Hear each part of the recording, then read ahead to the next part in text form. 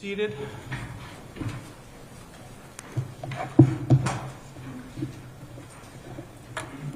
All right, so we are back on the record in the state of New Hampshire versus Jason Levesque. This is 2024 CR 273. Counsel, yesterday the state rested. Attorney Sisti, do you have a motion to make at this point? I do, Your Honor. Thank you for the opportunity.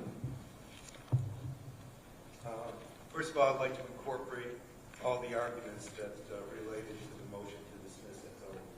Yes, of course. We have alluded to that earlier. The state has rested. Self-defense, deadly force is still viable. And we would set forth that the prosecution has not negated it at this juncture. There hasn't been adequate response with regard to that position, whether it's being reflected in statements of both Jason and his daughter or reflected in the video. The last witness, in fact, confirmed that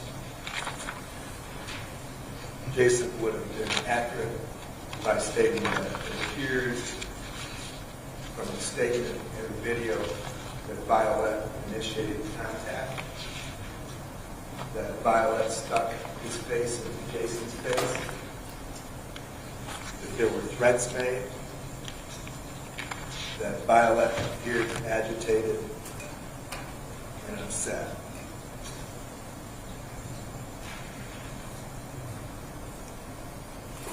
I'd also note that I'm going to bring back one other issue here, and that's the missing witness. I know it's been litigated, but the state has rested, and it is now 10:41 a.m. on the 19th of March in his trial, and he has not been afforded the right to confront his accuser face-to-face at this trial, contrary to the Sixth Amendment of the U.S. Constitution, Part 1, Article 15 of the Hampshire Constitution. That's an essential right. It's nothing new. It's been articulated over and over again from the beginning of our nation. I'd also state that there are insufficient facts that have been adduced by the state to counter the claim of self-defense, thereby defeating the criminal element, the critical element of the case, and that being the state must disprove self-defense beyond a reasonable doubt.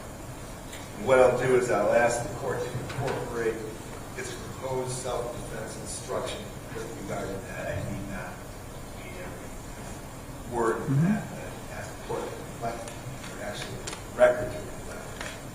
We do have a proposed instruction on self-defense. I expect that will be one that we are working with. If I need to have that marked down, I would. But I think all parties would agree that's what we're going to utilize here in the case. There hasn't been any objection to it, although I have to say you do have one minor mistake on it, Which we can take up after this argument. I'm happy to hear that. Actually, that raises something because overnight I went through my jury instructions and made some adjustments to the self-defense instruction, which I need to share with both parties before we get to that part of the proceeding. Specifically, I'm going to add, I think it makes sense, and we can talk about this more. The self-defense instruction references serious bodily injury, but never defines serious bodily injury. And elsewhere in the instructions, I define bodily injury because of the First Amendment. The first degree assault. I think it makes sense if I'm going to say something about serious bodily injury in the self-defense instructions that I should define serious bodily injury. So I've added some language defining serious bodily injury, and I've also just changed a little bit of the phrasing for grammatical, editorial reasons. But I want you to see that before we get to instructions. So we'll make sure there's time for that. So go ahead, counsel. I'm sorry. So specifically, I'd like that incorporated.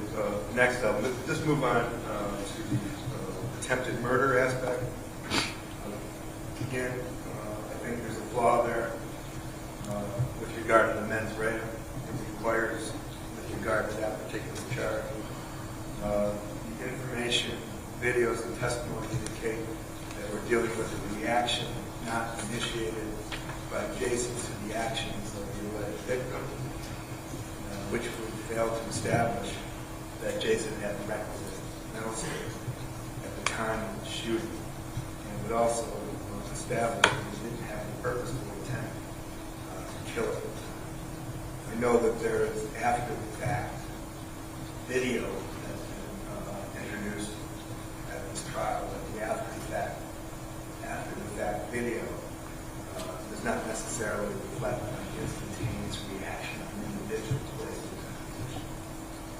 And then I'll just incorporate the self-defense argument that I've already made with regard to first-degree assault indictment. Those are the basic areas that I'd ask the court to reflect upon and would ask for dismissal of both indictments. Thank you. State? Thank you, Your Honor. Specifically regarding the self-defense argument that the defense has raised, and I think it's important we remember that the view the court is to take in this moment is in the light most favorable to the state and all reasonable facts and inferences. In that view, a reasonable jury could absolutely find that the state has overcome defense's affirmative defense of self-defense in this particular case. The jury has seen numerous videos in this case that demonstrate that any kind of altercation that was previously going on between the defendant and Mr. Violette, any kind of previous interaction outside in front of the plow, had ended at the point wherein the defendant pulled out his gun and aimed it at Kyle Violette. They were many feet apart at that point by all estimations, other than I believe the defendants the night of, 15 feet or more away from each other. Mr. Violette was going back into his own home. By Detective Daney's testimony, which the jury did hear, you can actually see in the shadows the way that his feet were turning. So even after he had turned back to look at the defendant, the victim's feet were moving in a way that was just turning further away after he saw the defendant pull out his gun. The altercation had been ended at that point. It's in this moment that the defendant shot Mr. Violette the first time, which hit him in the face. He then proceeded to shoot him 5 more times while Mr. Violette crawled on the ground. But that 5 more times didn't occur until after about 3 or 4 second pause. And during that pause, the defendant actually put the gun down, paused, and took several steps forward in order to get closer to Mr. Violette in order to shoot him, presumably more accurately. But in order to, when those shots were happening, he was stepping, in fact, closer to Mr. Violette while he crawled on the ground. Regarding the mental state in this matter, that can truly only be indicative of a purpose. As Your Honor is aware, mental state can be established, to use defense's word, instantaneously. This does not have to be a premeditated thought that days before, weeks before, even minutes before he decided to shoot Mr. Violette, the defendant made that conscious decision. It can be a decision that is decided in an instant, and in this case, I do believe that is what we are talking about. I'd also refer, Your Honor, to specifically the self-defense statute 627-4, which states a person is justified in using deadly force upon another person when he reasonably believes that such other person is about to use unlawful deadly force against the actor or a third person. Specifically regarding, that does seem to be the main focus here. There are additional other times where the statute allows for it, but that seems to be the major issue here, is there's no issue of burglary or kidnapping or anything along those lines. There has been no allegation that Mr. Violette had a weapon. The detectives have already said that he did not have one when they got there. The officers that responded stated that when they were performing the medical aid, they did not see a gun on him. They did not see any kind of weapon on him. The defendant himself, as you heard through Detective Garson yesterday, stated that Mr. Violette's hands were empty when he was walking over to the Plow area and while they were having that conversation. He stated he did not think Mr. Violette had a weapon. The defendant's own daughter stated that she did not think that he had a weapon. She had no reason to think that he did. So all we're talking about in this moment are words. That, when viewed with the timing issue here of Mr. Violette turning and walking away back towards his own home, there is no imminent deadly threat. And a reasonable jury could have found that the state has proved that and thus overcome the self-defense issue. The other portion of the self-defense statute I want to refer Your Honor to is that a person is not justified in using deadly force, this is Roman numeral 3, on another to defend himself or herself or a third person from deadly force by the other.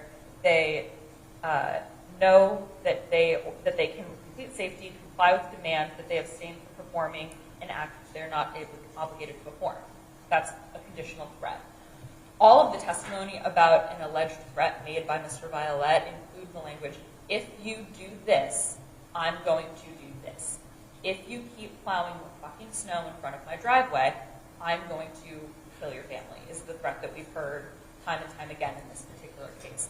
That is the definition of a conditional threat, Your Honor. If X, then Y. And both the defendant's daughter and the defendant were consistent in their statements to police when they were describing any kind of potentially alleged threat occurred. That being a conditional threat, and the jury hearing Your Honor's instruction about it, as well as ultimately as this case goes on, a reasonable jury could find that because this threat was conditional, that self-defense is not justified in this particular case, especially when viewed with the fact that when that deadly force is viewed with it, where there was no allegation of any kind of weapon, any kind of specific aggressive action toward any particular person in this case, other than getting close in physical proximity. There wasn't strangulation, there wasn't a hit. I'd also refer to Your Honor, the only threats that, the only physical risk that the defendant was able to articulate in his statement to police was a fear that that Mr. Violette might hit him, or that he might move forward to him and potentially take the gun away from him when he had pulled this gun. That is not an imminent deadly threat or threat of serious bodily injury, just on its face. A threat to a punch is not facially serious bodily injury. The jury's heard not quite extensive, but I think accurate and voluminous testimony at this point about the injuries suffered by Mr. Violette at this case. So to the extent that the risk of death is an issue, which I don't believe it is, as I didn't hear the defense raise it, but for the record, we'll make that argument, that has been more than covered by Dr. Freese, who was able to articulate the 3 different hospitals that Mr. Violette went to within fairly short succession that night, and then ultimately spending several weeks at Boston Memorial, where he underwent multiple surgeries.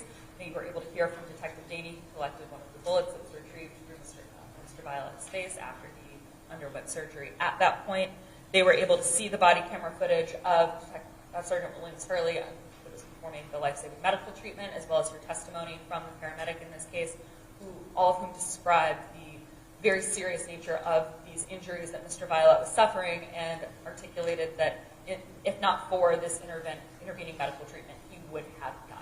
So that element is absolutely established at this point by the state, Your Honor. Just one moment. It's for those reasons, Your Honor, that the state does believe a reasonable jury could find, in the light most favorable to the state, that not only has the state proven these charges beyond a reasonable doubt, but that we have actually overcome defense's self-defense claim by defending guilty. Okay, thank you. Very briefly, Okay. Of course, the court knows that there's no need for a weapon to have been found. Interesting argument. It's also relevant. Actually, it's not a fact that's in any contention. With regard to Kara Violette, Kara Levesque's testimony, she did state that she felt threatened and that they were in danger. And that's uncontradicted. I'll also state that physical motion, physical activity can act as threats. Those would include surprising somebody coming up on them without notice and physically sticking a face in their face, unprovoked and uninvited. And in total context of the situation, this not only was not a conditional threat, it was an actual physical threat. And with an actual physical threat, you do not dance around conditional or otherwise. But there has been information produced that, in fact, Kara, in her testimony, stated that there was an actual threat. She sensed it. So with that, Your Honor, I will rest on it. Okay, thank you. Having heard from both parties, having reviewed the evidence in this case myself, I'm going to deny the motion. I think viewing all of the evidence in the light most favorable to the state, as I'm required to do at this point, and drawing all reasonable inferences from that evidence, as I'm required to do at this point, I believe that a rational juror could find the defendant guilty beyond a reasonable doubt. I think the state has presented enough evidence, even without the victim in this case, to be able to potentially disprove self-defense. I think a jury could have doubt about all three of the prongs, basically, of the self-defense instruction. That is, whether the defendant actually believed that there was an imminent threat of serious bodily injury. I think the jury could conclude, based on this evidence, that even if he did believe that there was such a risk, that it wasn't reasonable. And I think a jury could also conclude, based on the evidence, that even if he reasonably believed that he needed to use force, that the amount of force was excessive. I base that upon primarily the video evidence, which I think is probably the most striking aspect of this case. I mean, when you look at the video evidence, you can clearly see that there is some sort of altercation, that the alleged victim is acting in a hostile, aggressive way toward the defendant. I think it's not a stretch to say that from that evidence you can see that the defendant is likely in fear that he's potentially going to be in a physical fight with the victim, that a physical fight is about to break out and he might be attacked. But I think when you look at all of the video evidence, and in particular the way the shooting actually unfolds in terms of when the defendant draws the weapon, you can see the victim appears to be turning to walk away when that first shot is fired. The fact that there's the three approximately second delay, at which point I think a jury could conclude the defendant did have an opportunity to think about the situation, to reflect for a moment. At that point, the video shows the victim crawling away from the defendant, at which point the defendant takes several steps towards him, raises the gun a second time, and fires 5 additional bullets. There's the medical testimony that suggests that all 5 of those shots struck the victim in the back. There is no evidence that the victim possessed a weapon, or that he appeared to be reaching for a weapon, that there was any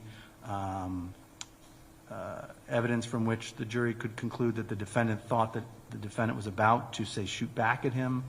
I think given all that evidence in its totality, viewing it in the light most favorable to the state, as I'm required to do at this point, drawing all reasonable inferences in the state's favor, as I'm required to do at this point, I think a rational juror looking at all the evidence could find that the state has disproven self-defense. As for the other elements, I think the mens rea element of the attempted murder case, I think the fact that the defendant then fires 5 additional bullets into the defendant, into his back, basically, while he's crawling away from him, is sufficient evidence from which a rational juror could conclude that he had the purpose to commit murder. That is, that he had the purpose to kill the defendant, kill the alleged victim.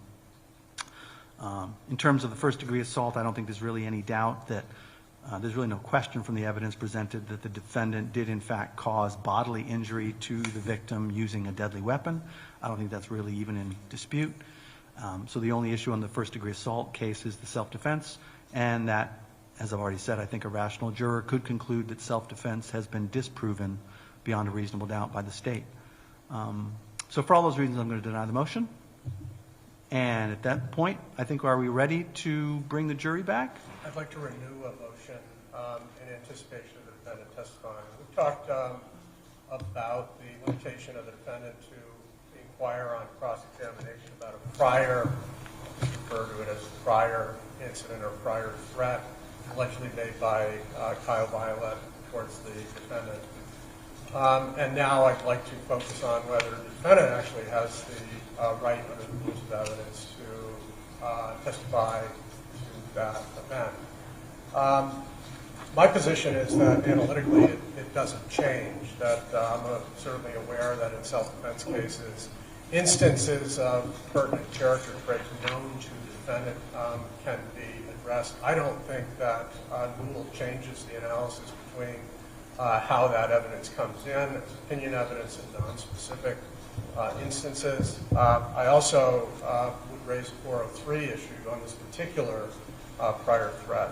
Here's the basic claim that Jason Levesque made during that police interrogation or questioning. He said, probably 2 months ago, but then when asked for some type of framework, he said, well, it was in the fall. It may be early winter. That would be like November. He was out doing some chore on his porch.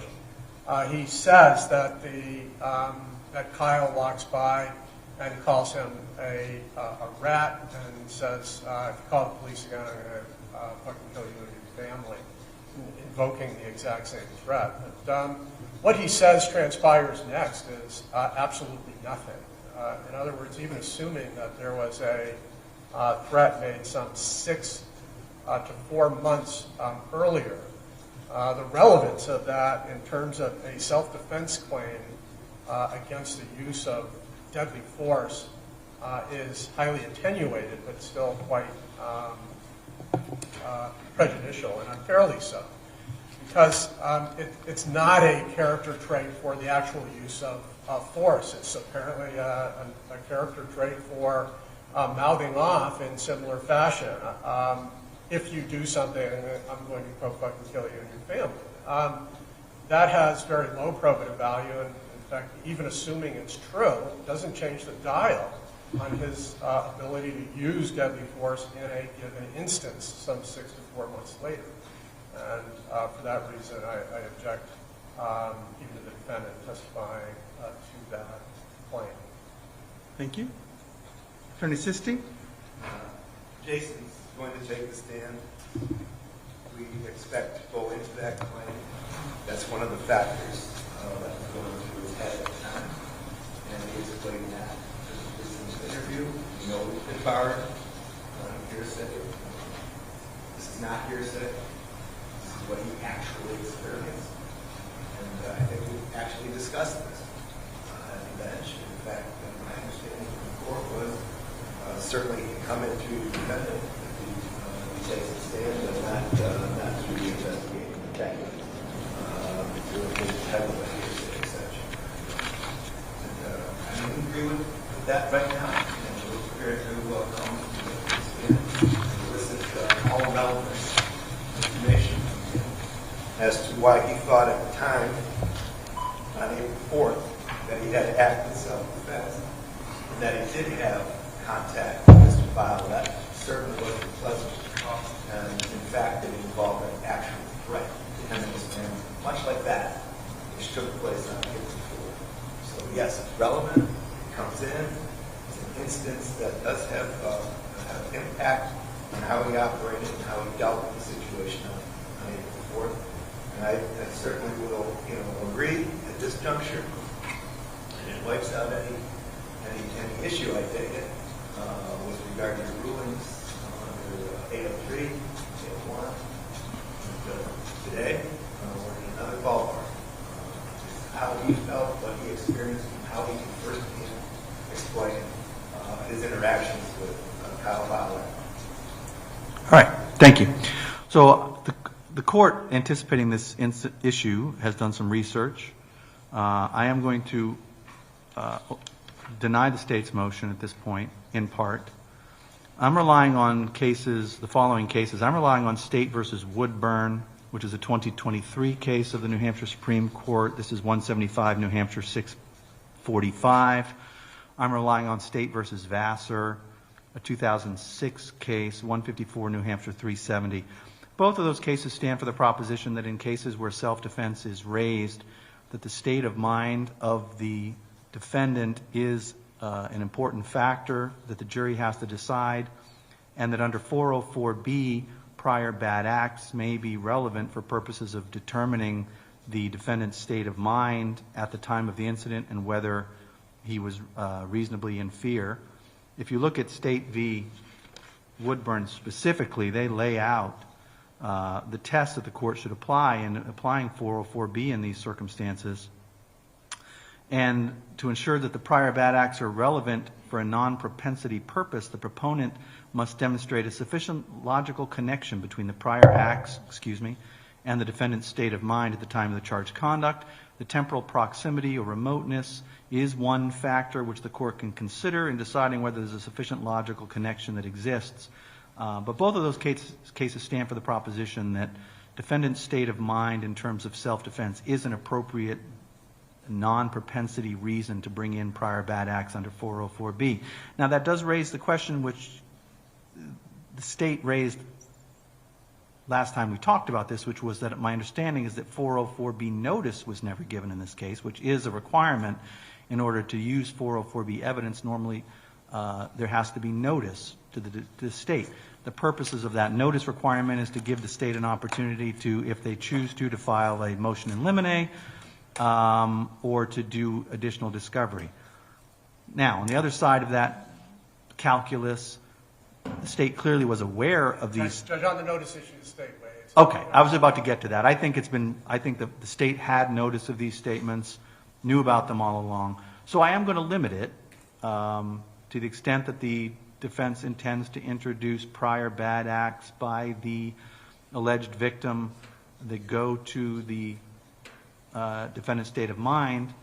I think they're limited to those which have been previously disclosed in the defendant's statement. They're not to go beyond the four corners of the statement that's been previously provided to the state. I did review Newell as well, counsel. I looked at it. I think that's a slightly different issue there. Newell is focused on the character evidence side of this. And that case involved a prior criminal conviction that they were trying to bring in to show character specifically. It wasn't dealing specifically with prior bad acts directed at the defendant by the same victim. And that Woodburn is on point on that. All right. So with that, I'm sorry? Yes, please.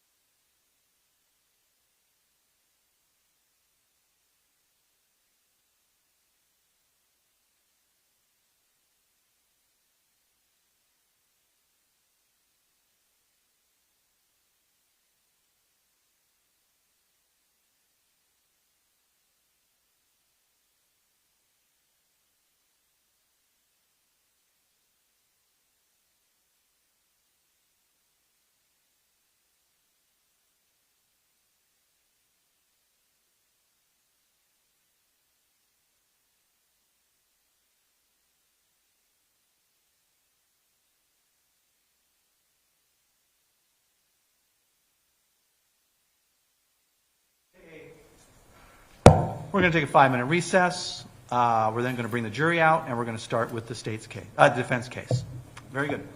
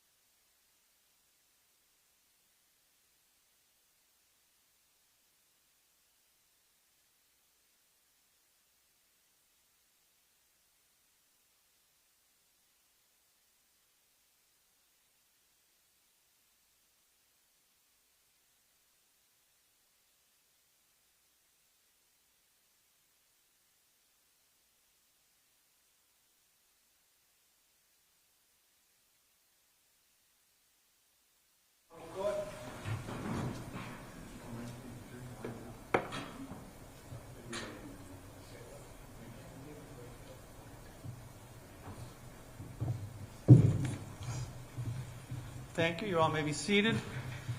My understanding is that the jury is being assembled. It just may be a minute or two, so we'll all jump back up in a minute.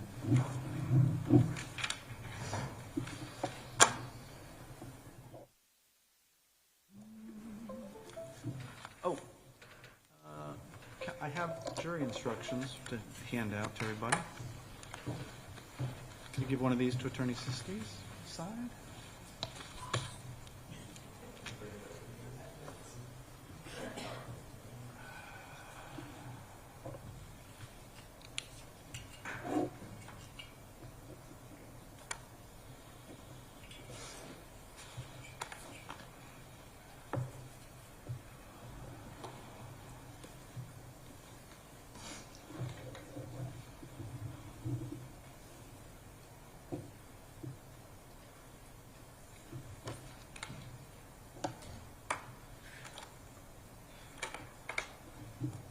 As soon as they're ready, they can come in.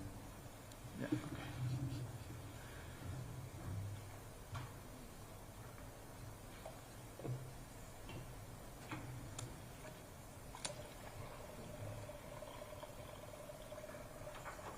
Please rise, jury entering.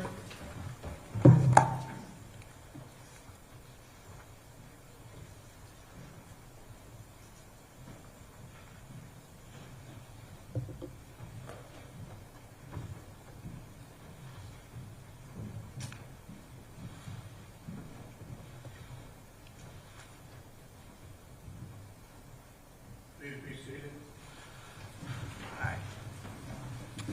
Good morning, ladies and gentlemen. Thank you for all being prompt this morning and being on time. Sorry we weren't able to start right on time, but these things happen. As I told you at the close yesterday, the defendant is not required to put on a defense if he doesn't choose to, but in this case I'm being told the defense has opted to put on a defense, and my understanding is that the first witness that they're going to call is the defendant himself, and so we are ready to proceed. Counsel, you may inquire. Thank you very much, Your Honor. Could you swear Jason in full, My please? goodness, you're right. You raise your right hand. You swear that any testimony you're about to give will be the truth, the whole truth, and nothing but the truth under the pains and penalties of perjury. I do. You may be seated, and just try to keep your voice up so everyone can hear you. Yes, Your Honor. Can everybody hear me? Thank you. First, let me get through some formalities here. Could you state your name and spell your last name for the jury, please? My name is Jason Levesque, Levesque. And you just heard the judge explain that, of course, we don't have the burden to put on any evidence. Yes. Are you freely, voluntarily, wanting to testify for this jury today? Yes, sir. I'm going to ask you some background questions so the jury gets to know you a little bit. Where were you born? I was born in Rochester, New Hampshire at Frisbee Memorial Hospital. And have you lived in this area all your life? All 45 years. Who else lives in the Rochester area? My daughter, she resides with me, and my two parents, they live downstairs at my house.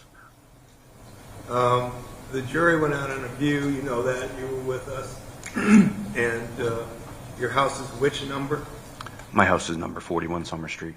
Okay, and just again for the record, could you describe it so everybody has a clear picture of what we're talking about? As in the property? Yeah. My house was the one when we were coming from the traffic lights. It would be the first house that we viewed with the front porch, with the steps, the driveways to the right-hand side. There's some landscaping out front. There's a fence that directly follows the right-hand side of my driveway, and there's a garage at the back. And again, you stated that your daughter lives with you and your parents. And can you give us some position? Where would your parents be in that house? If the jury's looking at it square. If you're looking at the front of the house, it's a duplex, and my parents live downstairs. So they're getting older, so we put it that way. That way they don't have to deal with any stairs. And my daughter and I reside upstairs in the upstairs apartment. Okay. And I guess there was a porch area there, steps that go up to the porch area of the house? That is correct. The front entry is on the front of the house where there's a porch, and the front steps go up to the front door, which you can access both the upstairs and downstairs. All right, so we're going to get to that positioning in a few minutes, but I just want to make it clear it's your parents that live right there, right, basically on the street. That's correct. Their bedroom is the front room of that downstairs apartment. Their beds are right there at the window. Now, you mentioned your daughter. What's her name? Her name is Kira. And how old is she? She is 20 years old. Can you give us a little history with her? I take it you're a single father? I am. And, how long have you and Kira been a team? I received sole custody of my daughter when she was approximately 16 years old. She's lived with me all her life. We've always lived together. However, there is some issues with her mother, and her mother's left the house, and I received sole custody of her, I believe, approximately 15 or 16. It was 2019. And she's been with you exclusively since then? Yes. And, can you generally just tell the jury what kind of relationship you have with her? Sorry. My daughter and I have a very close relationship ever since she was a young child. She would go out with me when I was doing heating. She would go out and call with me, or if we were plowing, she'd go out plowing with me. You okay? She used to operate the plow for me even when she was younger. She used to find great fun in that. As she got older, she started working. So she didn't want to drive. She had a little accident when she was learning how to drive, went through my parents' garage door at their previous house. So until she was 18, she didn't get a license. So I had to drive her back and forth to Rye every day for her job. Also, when she was in high school, she did an internship as a teacher at an elementary school in town. So I used to have to drive her there every day. Her and I were very close. Always have been. Where did she go to school? She went to elementary school at Chamberlain Street School in Rochester, then to Rochester Middle School. Then she graduated Spalding in, I believe it was 2 years ago. I think it was 2022. And then she moved on to Southern New Hampshire University. Right now she's taking a pause from college, but I believe she's enrolled to start at the University of Arkansas. Very proud of her. I am very proud of her. I'm sorry. You talked about your neighbors a little bit, okay? Okay. The jury has heard a couple of folks, just two of them that live next door to you. Did you have any kind of relationship with your neighbors of any significance? Which ones? Well, let's go through Kyle's daughter took the stand. You saw her. I did, yes. Did you know her or have any interaction with her ever before? I did not know that there was a young female living there, no. And again, how long have you lived in that house? I lived in that house 20 years. 20 years. Yeah. And then you saw, I think she's referred to as Kyle's girlfriend, the mother of the child. And you saw her testify as well. That's correct. Did you have any interaction with her? I did not have any interaction. However, I did know that she did live there. I frequently saw her coming and going. But not even a hello or anything like that? No. Now, I want to ask you about the other person that lived there, and that's Kyle himself. Did you have any kind of relationship with him? Before that evening, I did have one interaction. That would be in sometime, probably October or November. In the fall, I was out front pressure washing my house, and a gentleman came out of that driveway, was running around, acting kind of crazy, looked at me and said, "You fucking rat, I'll kill you and your family." Okay, let's hold on here a second. This is October, November of 2023, correct? Yes, sir.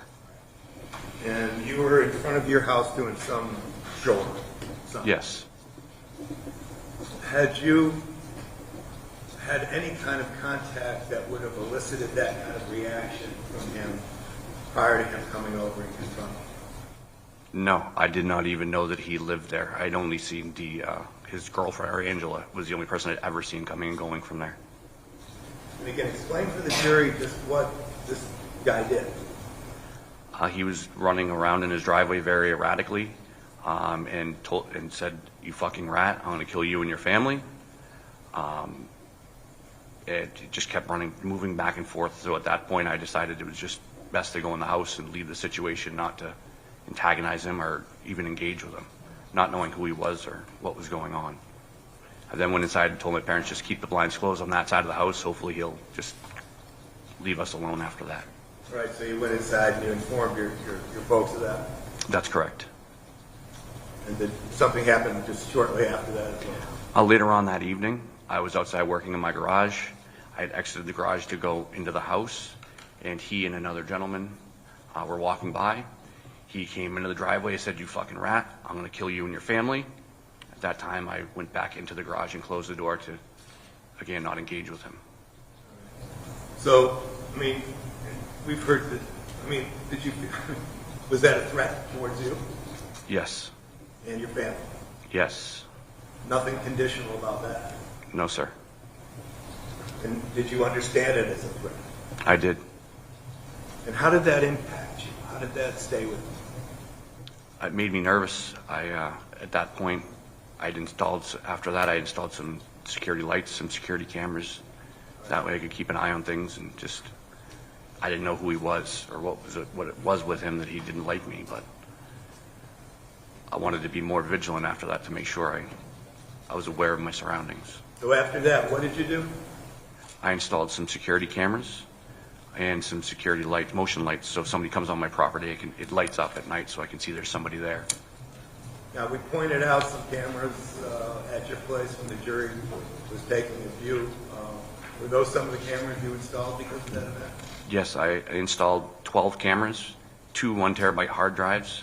Each camera is covered by another camera, and every entry to the house is covered by a camera. And that was triggered because of that content? Yes, sir. Did you also alter any behavior with regard to your daughter? I did. Can you explain that? After that, my daughter, she works at the pizza place. She had been driving at this point. She comes home at night. She had been aware of the altercation.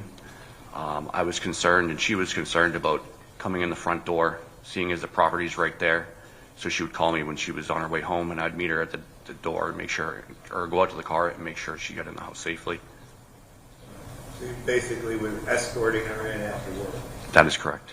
She would call you in the driveway, and you'd go down and get her? She typically called me coming down Eastern Avenue, which is the road right there by the post office. Okay. And then you'd meet her outside? That's correct.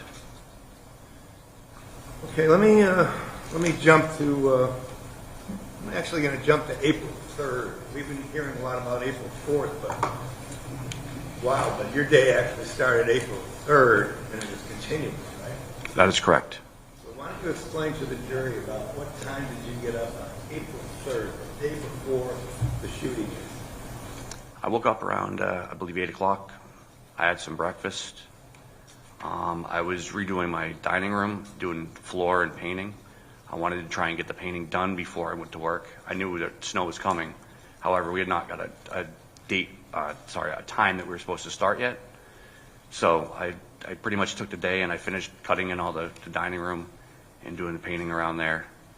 It was approximately 6 o'clock in the evening. I received a text from my boss saying, looks like start time is going to be 10 p.m. I'd like you to do what we call a sniffer route. Go around and start driving through the properties, seeing if there's snow accumulating on the ground, and seeing when we should start calling in other people to take care of those properties. Okay, so between 8 and 6 in the evening on the 3rd, had you taken a nap or rested or anything like that? No, I did not. I anticipated the snow starting much later, so I figured I'd have some time, but I didn't really have time. After he called, I needed to clean up all my supplies, have something to eat, and get ready. All right. So at or around 10 o'clock, what do you do? 10 o'clock, just before 10 o'clock, I'd say maybe quarter of, I take my vehicle out of the garage. I put my parents' vehicle in the garage so they don't have to worry about cleaning snow off of it. Then I drive to Home Depot, where my plow truck is parked behind there, where our salt shed is. I start my truck. I go over my pre-trip inspection to make sure my truck's safe for operation, make sure it has oil in it, coolant, windshield washer fluid. I then go over and start the front end loader. I let that warm up. I go in, I log into my my tablet so I can log into the application site photos, which keeps track of my time card. It also keeps track of where I am plowing and salting. I then went to the loader. I grabbed 2-3 buckets of salt. I filled up my truck, covered over the salt, made contact with my boss, let him know I was ready to go. He said, all right, start running your route. Okay, up until that point in time, had you gotten any sleep? No, sir. Sounds like it was very active at the beginning at 10 o'clock. Yes. Yeah. Who do you work for, by the way? I don't know if we ever covered this. I work for North Atlantic Snow. And how long have you been working for them? This would have been last year was my third season. Third season? That's correct. When it's not snowing, how do you make a living? When it's not snowing, I do car audio and electronic installs. Where do you do that? I do some on the side at my house. I also work from time to time for Speed of Sound in Somersworth. All right. So, what was your agenda starting at 10 o'clock? What were your jobs? Give the jury an idea of just what you do. I mean, Okay. most of us are in bed when you guys are out doing this. Correct. Right. What's going on? So we do all commercial application or commercial properties. We do big box stores, like I said, we start at Home Depot. We also have government, we do district courts. We do healthcare facilities. We do urgent cares, hospitals. We do pharmacies, Walgreens. We do gas stations. We have Cumberland Farms. We have Irving. We have auto parts stores. I have Advanced Auto Parts. We do properties for Rochester Housing Authority. We have 4 or 5 of those in Rochester. We also do for the Postal Service, United Postal Service in Gonick and in Rochester. I also service the Lee Urgent Care, Lee Dollar General, Lee Walgreens, Lee Aroma Joe's, and then there's also condo associations we do work for in Rochester. All right. So you got a lot of contracts. We do. Approximately probably 45 in the Rochester area. How many do you have to serve? So what happens is when we start out, I'm the main person for the company when it comes to going out to start with. I go around and start running all of the properties. As soon as it starts snowing heavier or more help is needed, we'll call in our subcontractors. You know, if it's snowing, there's no way we could one person could take care of all those properties. So as it starts snowing heavier, I condense my route down to a couple of gas stations, the Irving on Columbus Avenue, the Advanced Auto Parts on Columbus Avenue, the 2 Rochester Housing Authority properties off of Brock Street, the Gonick Post Office, the Gonick Circle K or Irving, and Bramber 2 Condo Association on Old Dover Road. All right, so now we're into April 4th, correct? Yes. And have you been plowing all day? I'd been plowing all night of April 3rd into April 4th in the morning. During the afternoon, snow slowed down a little bit, so we got to do some cleaning up and maybe applying some salt. And then April 4th in the evening, it started coming down pretty well, which that evening was the first time I've ever experienced thunder snow. I don't know if you guys know what that is, but it was coming down at a very heavy clip. Again, had you gotten any sleep? No, sir.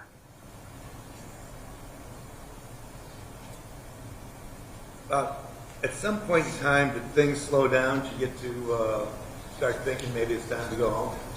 So later on in the day on April 4th, it definitely started to slow down.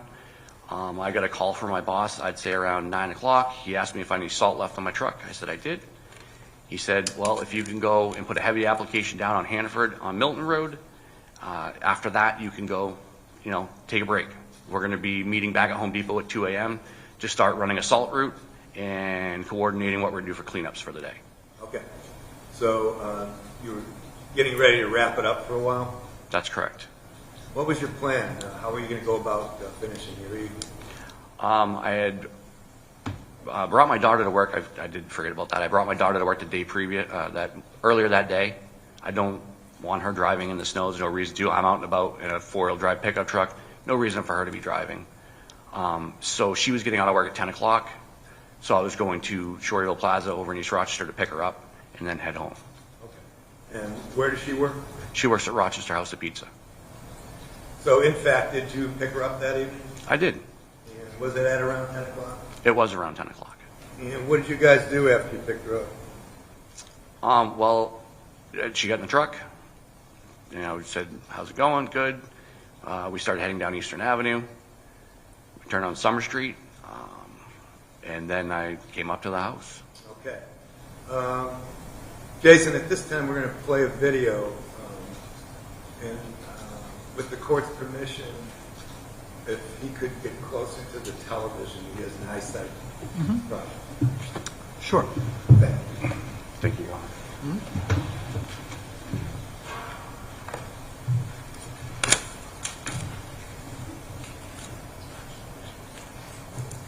Anybody put it right here?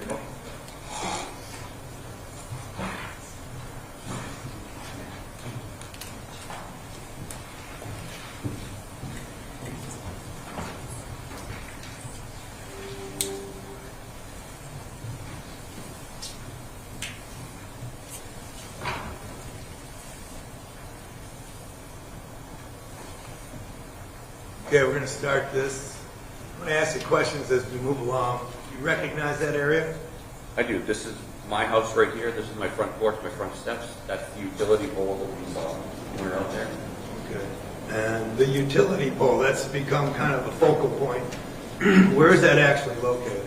So that utility pole is approximately even with the post on my steps right there. Somewhere around that area. This is a landscaping timber with approximately 4 to 6 feet of grass that's on my property. The landscaping timber runs along the property that runs before the free zone. So how far in toward your house is that pole? In reference to 43 or towards my house? Well, I mean, in reference to the driveway. It's approximately, I'd say, 6 feet to where the driveway starts. Actually, to the pavement, it's probably about 10 feet. There's a small grassy area on their property as well. All right. Okay.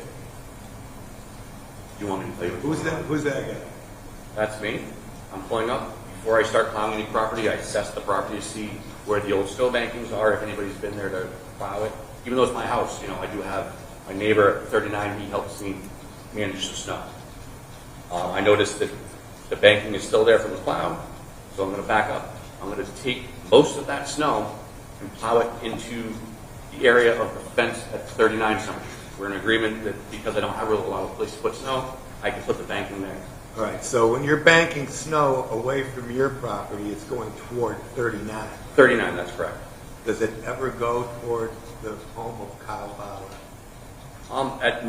At this point, I want to take most of my banking. As you see, I'm going to come in and grab it again and bring it over and put it on the lawn of 39. Because there's no place to put snow over. As this continues, you'll see when I turn the truck around, I'm trying to pick up the small amount of snow that's right here on the sidewalk, and you'll get a better view from the other camera. The sidewalk is clear by the city, and the snow spills out the side of the plow. I want to clean that up so I have a clean sidewalk there. Okay. And that's when I bring it to right here, a small bank, just what's spilled out right there. Okay. But I want the majority of the snow to go that way because he also coordinates with me. We take most of the banking from in front of his house and we bring it behind his house to the park. You're talking about 39, number 39, that's correct. All right, let's watch this for a second. Everybody see okay? As you see, I'm slowly trying to collect the snow with the plow V. That way I don't make a mess of what the city's done, but I'm trying to grab all the snow. Okay. If I leave a banking there, when it melts and refreezes, it becomes icy, or it's water we have to get through to get in our house. Hey, let me ask you a question. Yes. Did anybody ever ask you, did Kyle ever ask you to plow his driveway or plow his house or anything? No, sir. Did anybody from that property ever ask you? No, sir.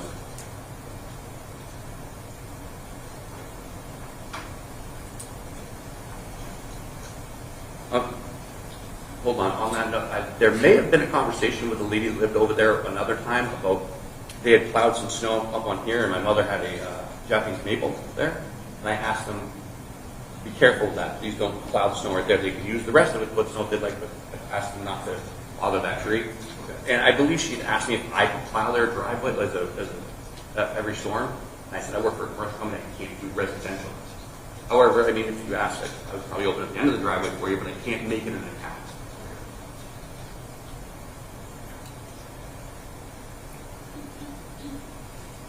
Now, I see, we can't hear anything, but cars are going by the road. Yes.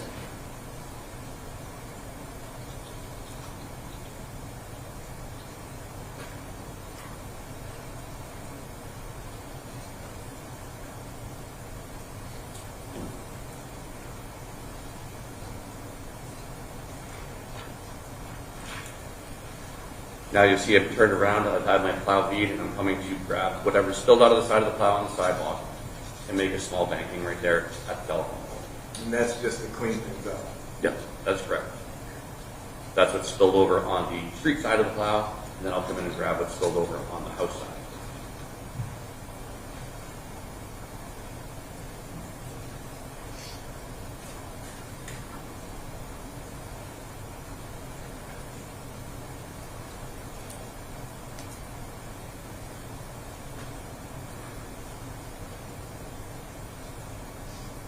Can we stop it for a second?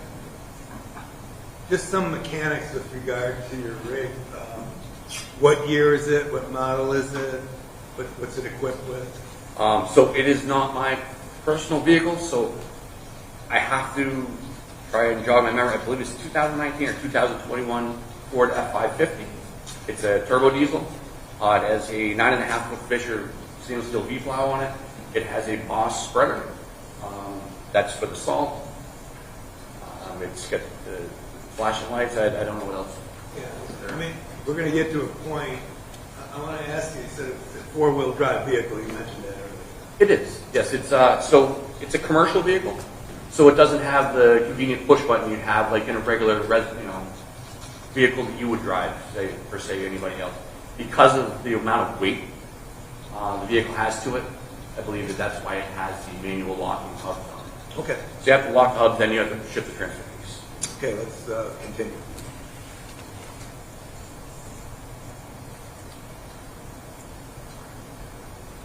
Again, here I come trying to clean up this lower. That's the telephone pole. Again, I'm not reaching the telephone pole with the plow.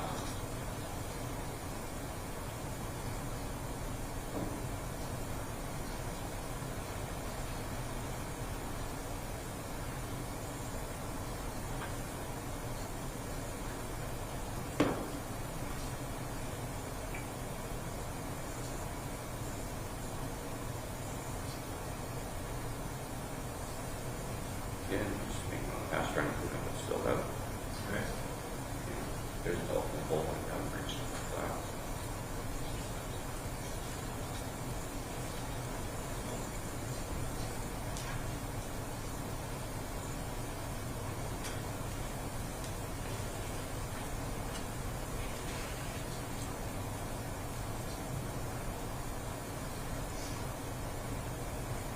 Now I'm coming in closer to the landscaping, try and get what's on the sidewalk, keep it clean.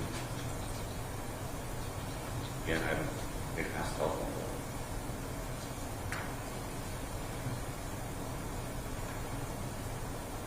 At any point, did you distribute any of that snow on Violette driveway? No, sir.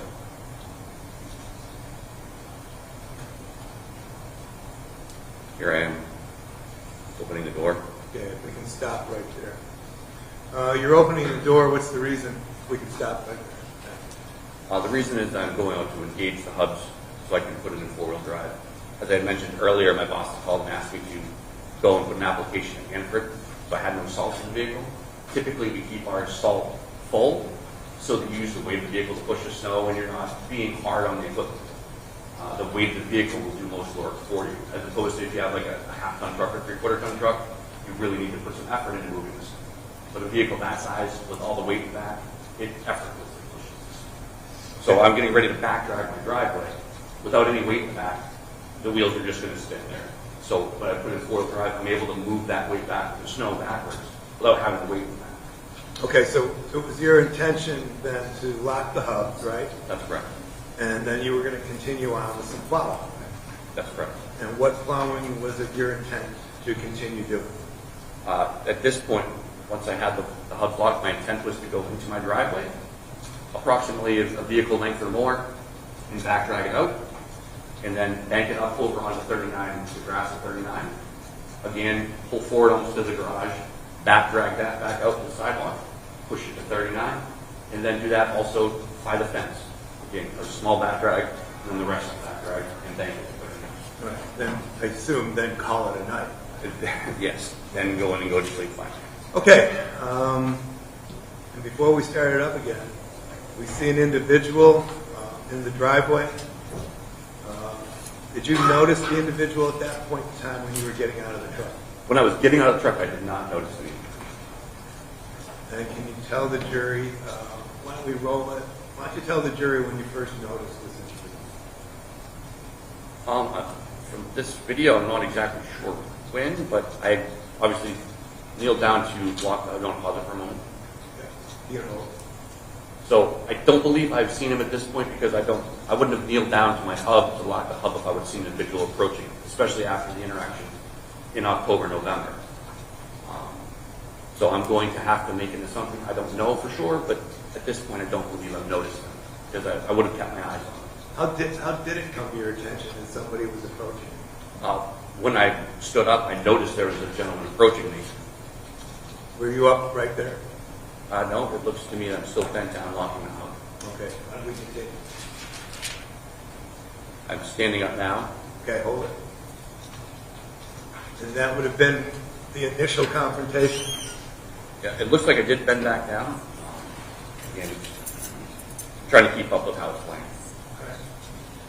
But he has not approached me yet. He's still working toward me. Oh, now I've stood back up. Okay. Were you surprised to see him? I was very surprised. Had you done anything to cause him any agitation prior to that confrontation? No, sir. I had not had any interaction with that evening at all. When he came right up to you, can you tell the jury if he said anything to you? He said, if you put any stone in front of my house, I'll fucking kill you and your family. Did that make any sense to you at all? No, it did not. I had not moved any stone in front of his house. Now, we've been talking, and we've seen this video a few times, and we're trying to describe just how close he was. We're going to have other videos, but can you describe to the jury how close he was to you? When he made his initial approach to me, he was finding a resting spot with his nose up against my face. I mean, I'm going to walk up to you, and you tell me when to stop. Okay. Got it? Absolutely. I'm walking. Which side did he approach you? He approached me on this side. Still closer? Closer. Can't get it. It's too big. How about there? Here you go. He actually touched you. Yes, sir. Touched you with his face? Yes.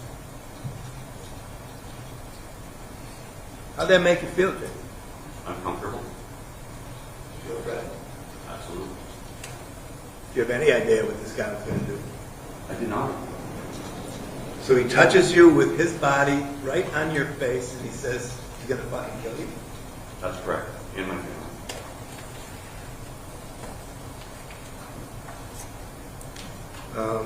Did this give you a little flashback of October and November? It, Again, while this was going on, was your daughter with you? she was. And where was she? She was in the passenger seat. She was staying in the truck, from what you know? I believe so, yes. So this guy's up against you, literally, flesh on flesh, right? Yes. And is he calmly saying things, or what's his tone of voice? No, he's extremely agitated. He's yelling at me. He repeated himself again. If you put snow in front of my yard, I'll fucking kill you and your family. And again, did that make any sense at all? It didn't. I was frozen. I didn't know what to think. I was confused by it. Now, there's been testimony, of course we're going to get to some points here in your testimony, that you were carrying a firearm. That is correct. And is that typical of you in certain situations, or what's the deal?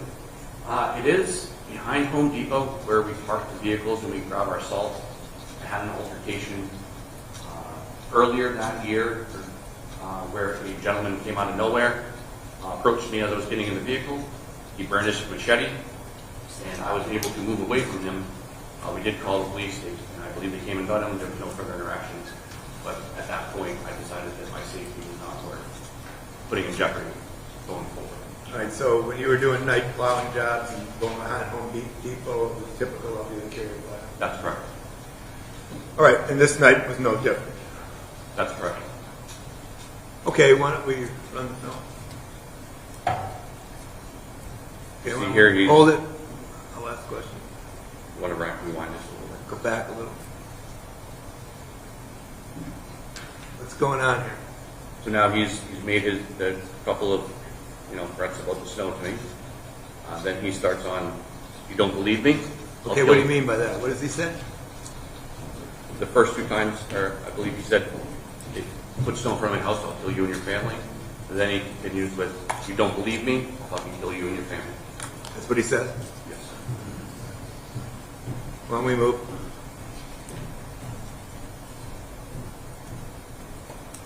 How many times does he approach you like that? Hold on. It was, I believe, 3 or 4. Is he saying the same stuff over and over? He is. How's that making you feel?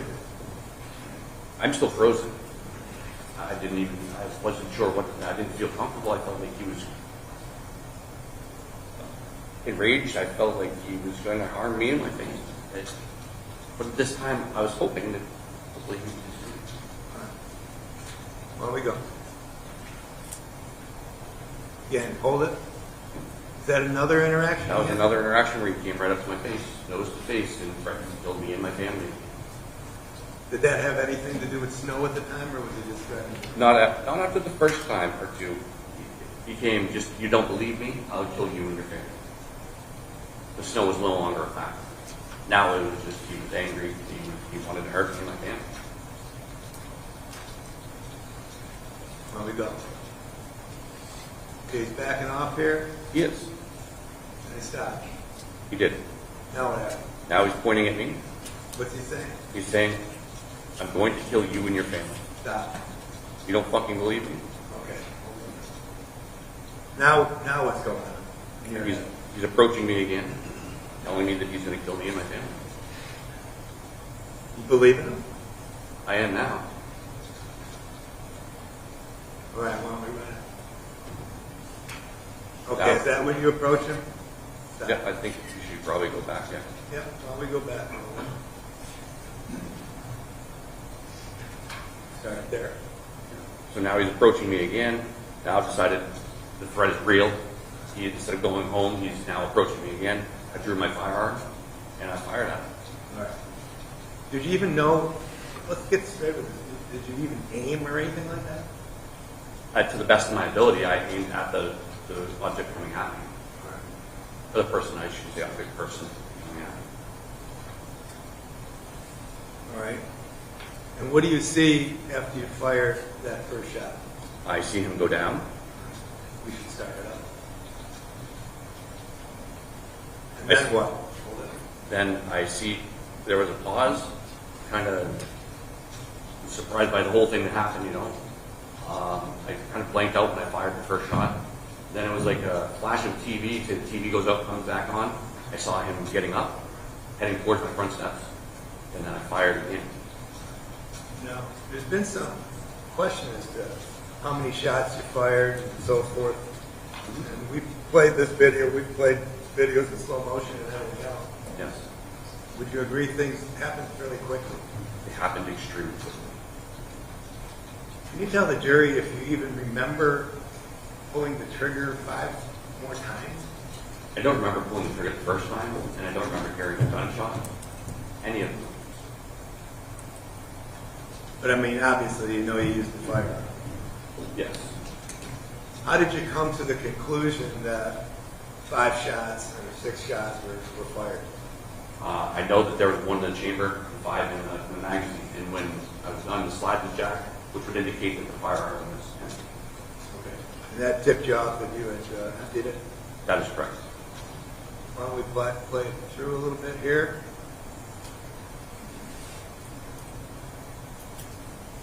As you're going back, he's still moving. Yep, I saw him crawling that way. I heard the female coming from over here. I noticed they did not go to my steps. So at this time, I pay attention to what they're doing. They see another female coming. I go back to the truck to check on my daughter. So you check on your daughter, and then what do you do? Check on my daughter. I'm trying to process what's all just happened. I get in the truck. Talk to her, and I said, I'm sorry. You have to see that. She says, no, you're just protecting me. I go to put the truck and drive into the driveway. She says to me, what are you doing? And I made a poor joke. Should we run? As I was driving in the driveway. It was an ill-placed joke, but at the time I was kind of in shock, and I guess I was using something to lighten the situation best. Why don't we stop it, and why don't you resume the witness? Counsel, just so the record's clear, I know that all three of these videos are all contained on exhibit number 2, I believe. It's two states, two that we're utilizing right And this is the video now. This will shot from 43 Summer Street. It'll indicate 43 South. I just want to make that clear for the record. That's the tricky part with all three videos. Yeah, it's on one exhibit. When you get back there, it'll be one flash drive. Thank you. And then there'll be 3 others. Thank you, Jim. So you get back into your driveway, and what do you do there? Get back in my driveway. Again, when I got back in the truck, I ejected the magazine from the firearm, put them both on my dashboard. And why did you do that? What's that? Why did you do that? Because I knew that the police were coming. I wanted to make sure the firearm was safe. My daughter's in the vehicle. The police are coming. I don't want to have the firearm on me in case they get some kind of, mixed signal as to what's going on and happen to fire upon me. So I wanted to make sure the firearm was rendered safe at that time. I also had another magazine on me, which I put in the top pocket of my backpack. All right, so you unloaded. You made the firearm safe. We heard it's a Glock 9mm semi-automatic pistol, correct? That is a Glock 43 subcompact. And by subcontact, what that means is the smaller version. Absolutely, yes. And you popped the magazine from it, right? I ejected the magazine, that's correct. Separated the magazine from the frame itself, That is correct. and then you placed them on the dash. I did. And then you had an additional magazine, and where was that located? That was located in my pocket. So you had more ammunition, more live ammunition on you. That is correct. And you took that, and where'd you put it? I put it in the top pocket of my backpack. That way it was not resting with the gun. I didn't think it'd be a wise idea to put more live ammunition next to the gun, seeing as I was going to be exiting the vehicle. My daughter was left in there, and the police were coming. Okay, so everything was made safe, and did you wait for the police to come? I did. Prior to the police coming, did you make any attempts to contact emergency personnel? So I was in the process of dialing 911 when I saw in my rearview mirror, I saw blue lights coming. So at that point, I discontinued the call. I don't believe I even hit send on it, but I'm not sure. Well, we heard your daughter testify the same thing. Did you actually have the phone out? Oh, I had the phone in my hand. That's correct. All right. Now the police come, and what do you do? As soon as I see that the officers have exited their vehicles and they're behind my vehicle, I step out with my hands up, and I start walking to the back of the truck. When I get to approximately the back of the truck where the Salter is located, I have 2 officers, a male and a female. Both of them are directing me in 2 different ways. One is saying, get down on the ground. The other one is saying, walk towards me. Okay, so at that point, a little bit confused. I was a little confused, but again, they're both pointing a firearm at me, so I said, I can only listen to one of you. So whichever one of you would like to direct me, I will listen to. The female then stopped talking, and the male officer directed me to walk towards him with my hands above my head. And did you do everything they asked you to do? I did. Did you make any statements to them in the driveway, before you even got officially over to the Rochester PD? What was going on? I don't believe I did make any statement, or didn't say anything to them in the driveway. When I got into the police cruiser, I did apologize to whoever was sitting in the front seat. I don't know that it was an officer. I did apologize for having to come out that night and for the incident that transpired. And again, we're talking now somewhere around 10:20-ish in the evening when all this stuff starts breaking right in front of your house when you're actually picked up, placed in the cruiser. That's correct. And again, just to reiterate, any sleep between 8 a.m. in the morning the previous day and 10:20? No, sir. I had, like I said, I clocked in at about around 10 p.m., and I didn't take any breaks or anything. I was clocked in from 10 to 10, 24 hours straight.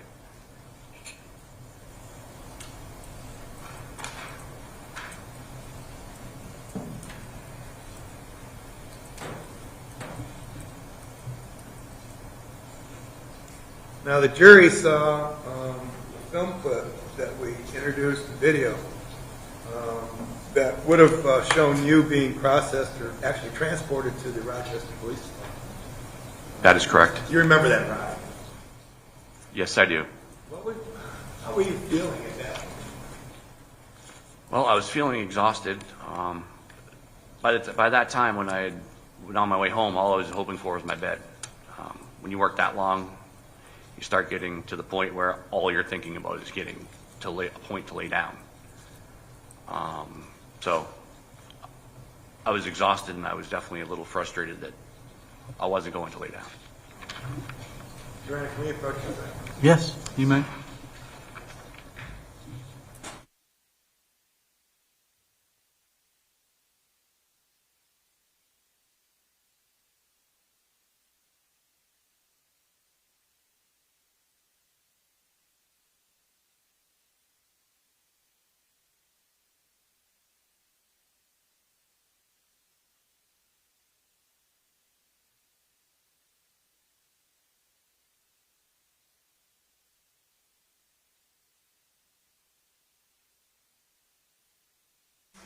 Take a break. We do have to take a lunch break at some point. We're going to stop now, and we're going to take our hour for lunch break.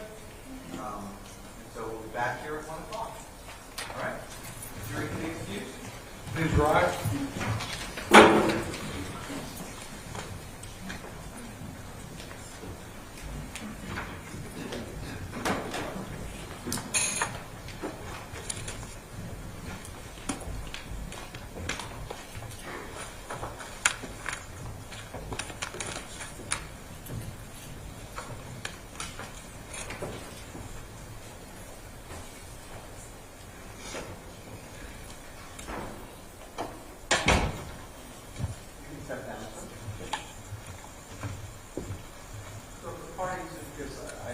Out my jury instructions. You could use the lunch hour, get some time to take a look at those, and if you have some points you want to raise, we can get back some lunch, and get back a couple minutes before 1. Do that, that would be great. I missed that. I'm sorry. Jury instructions, right. Do you have any? All right. Jury dialogue, God. She'll She told me not to do anything. All right. Thank you, Bob. We'll see you back here.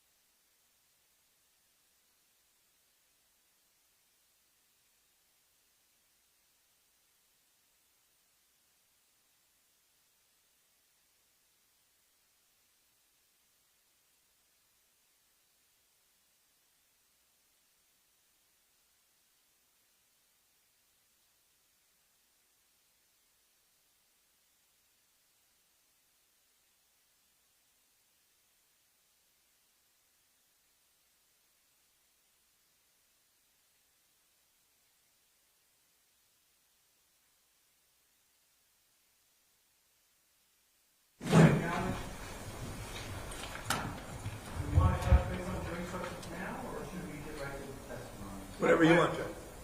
I reviewed them, so. Do you have issues? Yeah, you have some, I think, misspoke on a couple things.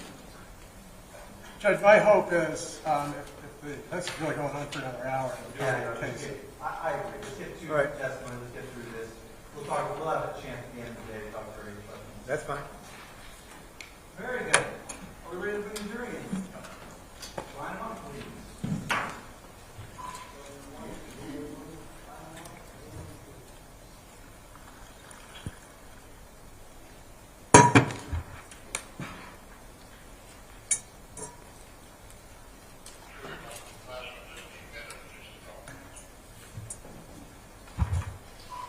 Did y'all hear that? Just a couple of minutes. The last or just answer, so they're bringing through a couple of minutes. So, feel free to sit.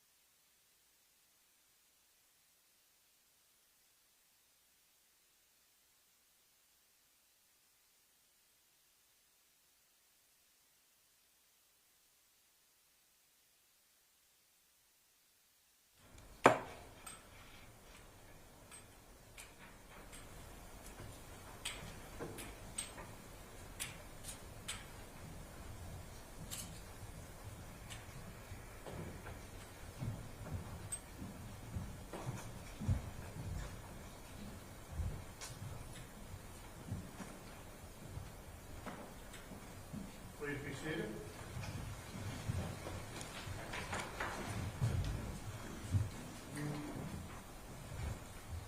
If I may, Your Honor. You may. Thank you. Jason, let me backtrack just a bit. You recall getting to the police station? I do. And when you got to the police station, how would you describe your physical condition? I was extremely tired. I was extremely shaken. Were you in like the same condition then that you are like right now? Definitely not. I am well rested, alert, and ready for today. During the course of your interrogation with the police, you complained on a number of occasions of being hot or cold. Remember that? I do. What was going on there? I was tired. I'd just gone through a lot. I started feeling a little bit dizzy when we were going up in the elevator. We got in the room. It was cold, then it was hot. I was extremely tired. I was definitely not with it, I guess you could say. And you asked to rest a couple times? Yes, that was the one thing that was on my mind the most was trying to get some sleep It was hard to stay awake, to say the least. But how many times did you nod off? I don't really remember how many times. I know there's a few times. I know I asked to lay down. I remember waking up on the floor in the interview room. Much past that, I don't remember a whole lot about the interview. I was extremely surprised yesterday to find out it went on for 3.5 hours. You didn't even know it went on that long? No, sir.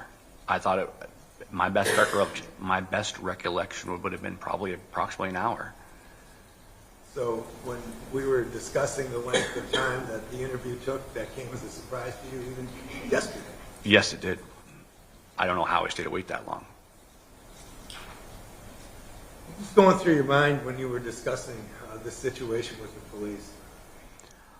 I was scared. A lot had just happened. I wasn't clear on a lot of the things. I was trying to process it and help them get through it so we could figure out exactly what happened, and that way I could get home and get some rest. So basically, you went there, you were going to give them a statement, and you're thinking, well, then I'm going to go home and just go to sleep. Yes. That was my number one objective. Now, during the course of the interrogation, you pointed out to the police that you had video cameras. Remember that? I do. And why'd you bring that up to them? We were talking. We had talked about another time when I had talked about a video camera capturing something in my house. And they said, "Oh, you have cameras?" I said, "Yes, I do." And they asked if they could get them. I said, "Of course you can." I gave them the location of where they were at, and I gave them the password to access them. So you actually gave them location and password access to the digital material?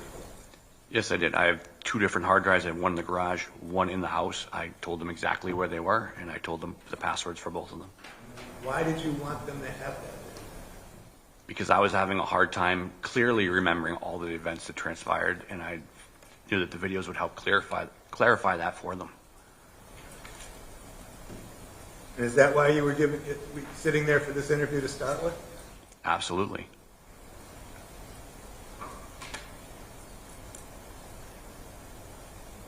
Do you think you were in such a condition that night to give an accurate account of what took place?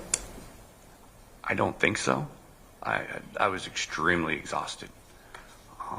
Again, I was extremely surprised that I was awake for 3.5 hours at the police station. Well, I guess I wasn't awake the whole time. I did take a nap or two, I was told, but...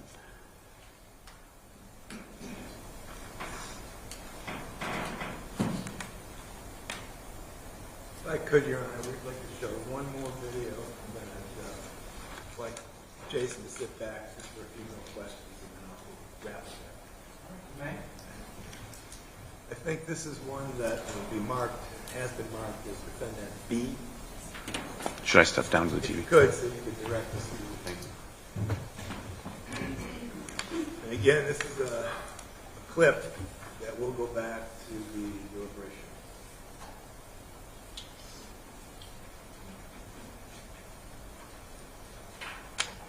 I'll ask you questions, Jason, as we move along, if need be. Okay?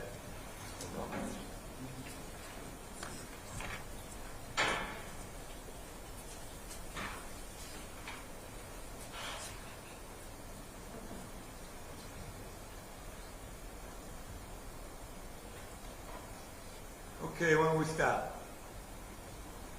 Now, this video is a slow motion video. It's marked as Defendant B. And as we go through it, it may give us a better opportunity to make some identification. What do you see in this particular frame? In this particular frame, I see This is my plow truck. This is the plow. This is still banking in front of 39 Summer Street. This is my driveway right here. This is the bush that's in the landscaping at the front left of my property. It looks like this is tile right here. I believe it's kind of paused the fuzzy frame. And I'm going to have to guess, I can't see myself right now, that I'm right there, blocking the house. Okay, so you're actually bent down at that point in time? I'm I'm guessing so because I don't see myself in the frame, but I don't know how we got to this particular point. I think we just started. Yeah, we can go right back to the beginning. Okay. Go right back. Okay, here we go.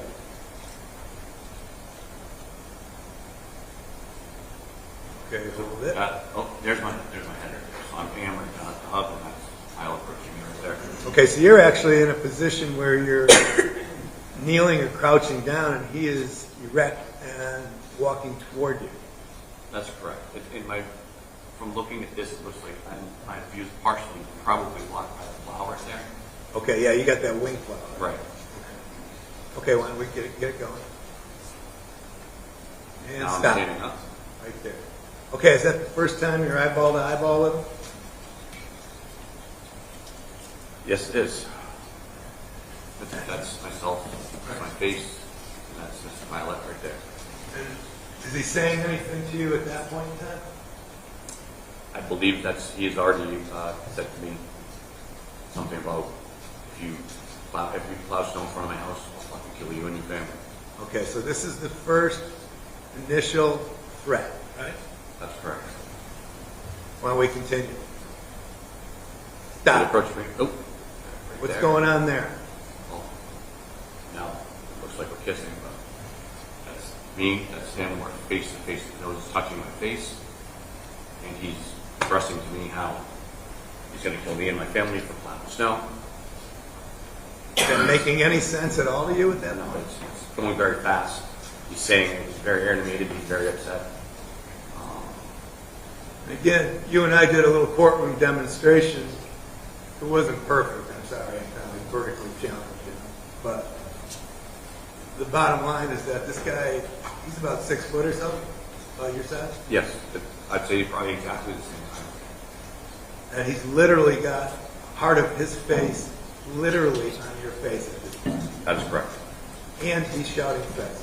That is correct. How you feeling there? Scared? Keep going.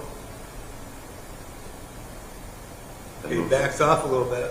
And then he points again, if you plow snow in my fucking driveway, I'll kill you and your fucking family. All right, now he's walking away a little. Yep. Then what? Now he's saying, you don't believe me? You don't fucking believe me? I'll kill you and your family. Okay, that's when he says, stop. That's when he says, you don't believe me? You don't fucking believe me? I'll kill you and your family. That's correct. Didn't say anything about snow that time, did he? No. Now what? Now hold on, stop right there. Did you pull a firearm on him or anything at that point? No, I did not. Did you make any aggressive movement toward him at that point? I did not. I didn't speak either. I was still frozen. Now I know this is in slow motion. What's your estimate of how long that interaction actually took? By this time? Maybe 2 seconds, 5 seconds. Why don't we keep going? He's walking back now. Yeah, now he's walking away. Yeah.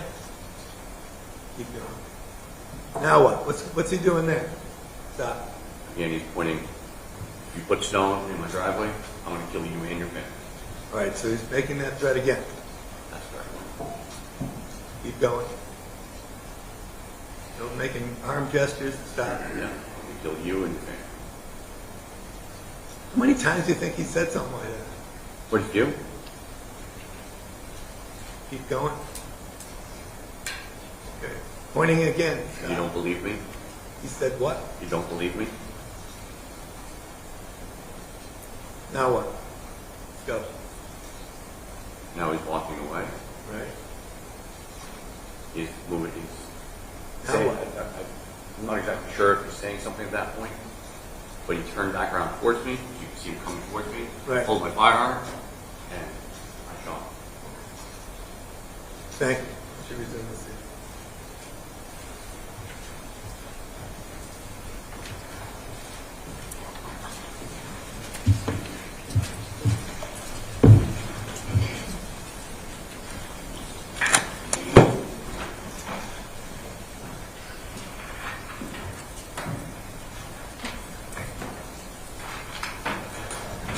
So, right before you pulled the firearm and pulled the trigger for the first time, he had walked away some distance, He did.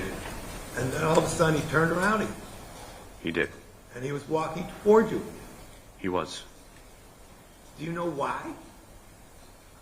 I'm assuming that he wanted to play out his threat. I mean, he was coming back at me. That was my assumption. And by the time he had come by for that last time, he had come after you how many times in your best estimation? 5 or 6.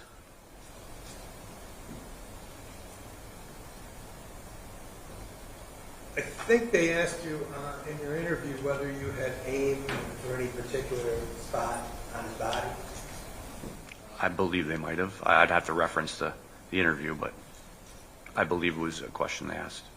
But I mean, right now, is your best recollection, were you taking aim at any specific part of his body?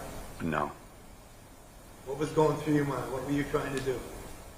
I was just trying to neutralize the threat. The person who was coming at me, threatening me, I just wanted to stop the threat. I wanted to protect myself and my family. Now, you saw in that first video, not this one, but the first video that once he got hit, he got down on the ground and he was scrambling around. I did see that. What was going through your mind then, if you can recall? Again, what was going through my mind, what I can remember at that time, was it's like the TV shut off, then it came back on in a flash where I saw him on the ground, getting up on all fours and starting towards my front steps. And that's when you discharged the firearm again? That's when I discharged the firearm again.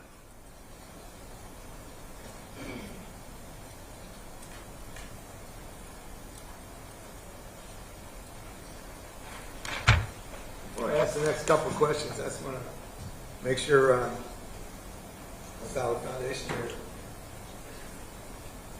Some folks have been in the service and have had actual combat experiences.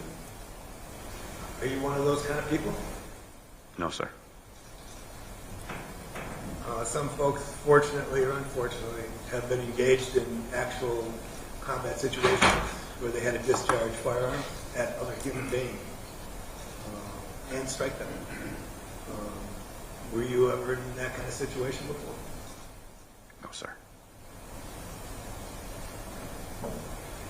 Some folks actually are avid hunters and they discharge firearms and they've shot game. Have you ever shot even like a chipmunk in your life? No, sir.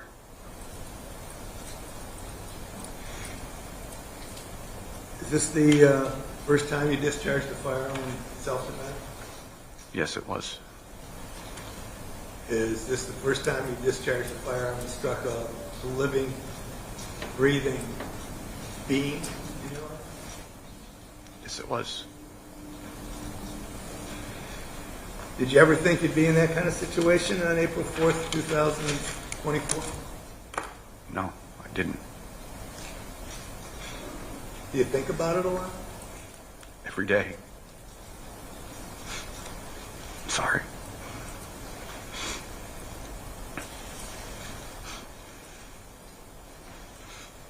Did you ever that day ever think you'd ever hurt somebody as badly as you did? No. Let me ask you some bottom line questions. I'm going to let you go, okay? Okay. Prosecutor can ask all the questions. Did you go out there that night and try to kill Kyle Violette? No, I didn't. I wish he would have just gone home when he first started walking that way. Were you trying to inflict serious bodily injury on him or bodily injury at any point in time? Is that your intent? No, it wasn't. I just didn't want him to hurt me or my family.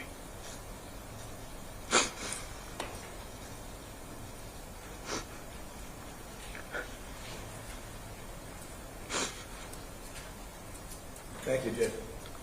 You're welcome.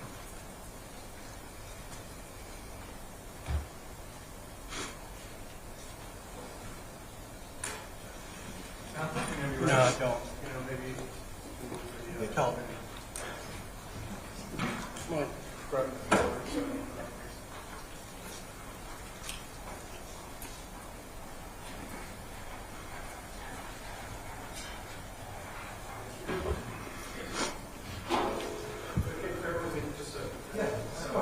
Get yourself set up and then you may inquire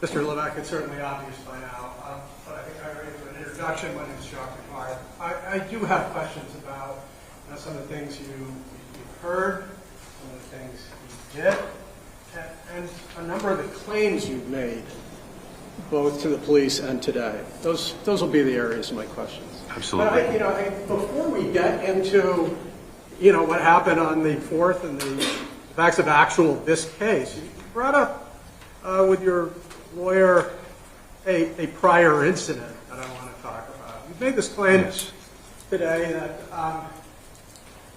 6 months before this happened, back in October of the previous year, you had an incident out in front of your house. Somewhere between October and November, that's correct. Approximately 6 months before this happened. Somewhere around there. Just to be clear, you indicated today that was this person out in front of your house was Kyle, right? That is correct. But here's one of the questions I have, is that when you were meeting with the police on the 4th and the 5th, you said you'd never seen Kyle before that date back in October, right? Not to the best of my knowledge.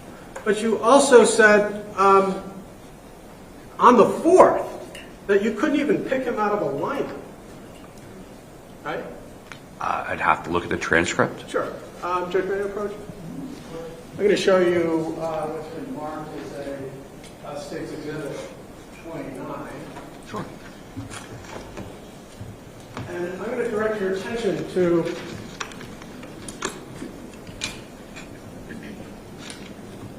page 143, line 9. Give me just a moment. Yeah.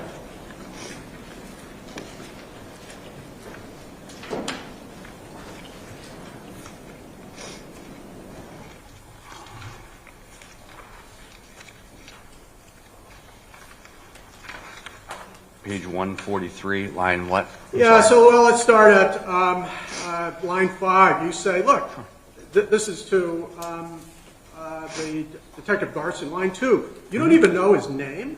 No clue. And you go on to say, I've never had an interaction with him at all, ever, in my life. And you went on to say it at line 8 and 9. Yeah. And this is on April 4th. I wouldn't be able to pick, if you said, here's 3 people, pick one of them as your neighbor. I honestly wouldn't be able to pick him. Never seen him before. And so on the 4th, you couldn't pick out from 3 photos, Kyle, Violette, but you're claiming there was some incident 6 months earlier involving Kyle. Yeah? That is correct. I also claimed I was surprised I was awake at that time. Pardon me? At this time at the interview at page 143? Yeah.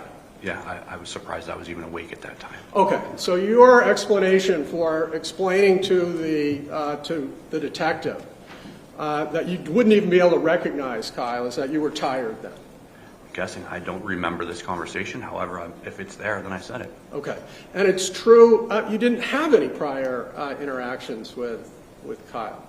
Before October, November? No, I did not. And so you said that, but that might be one of your tired statements. Yes. Okay.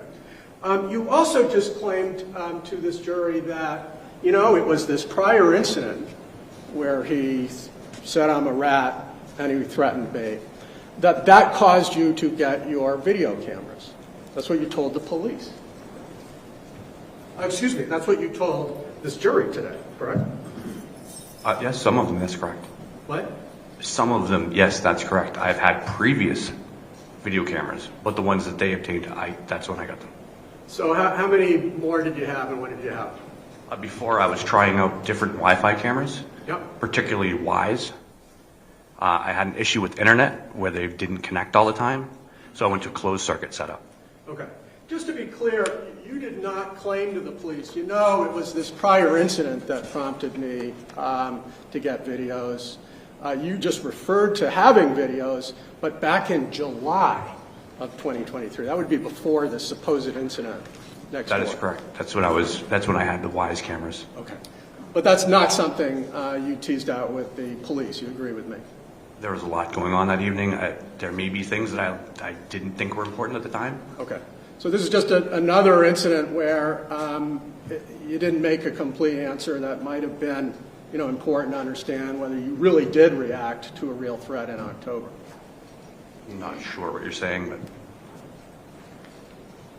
What I'm asking is, look, you explained to the police that you had video back in July of the previous year, correct? that is correct from a Wise camera. And now you're claiming to the jury, I got video after the incident in October, correct? I did, because I was having trouble with the other system, so I got a closed circuit system. And claiming that you reacted to this prior incident by getting more video is never something that you told the police, correct? I don't recall if I told them that or not.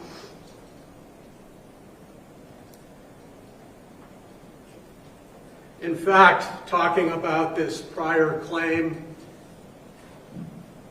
you even told the police, look, it was because of this so-called prior threat that you started carrying your firearm. Again, if you'd like to refer to what page that's on. No problem. It is page 100, line 22, 23. Page 100.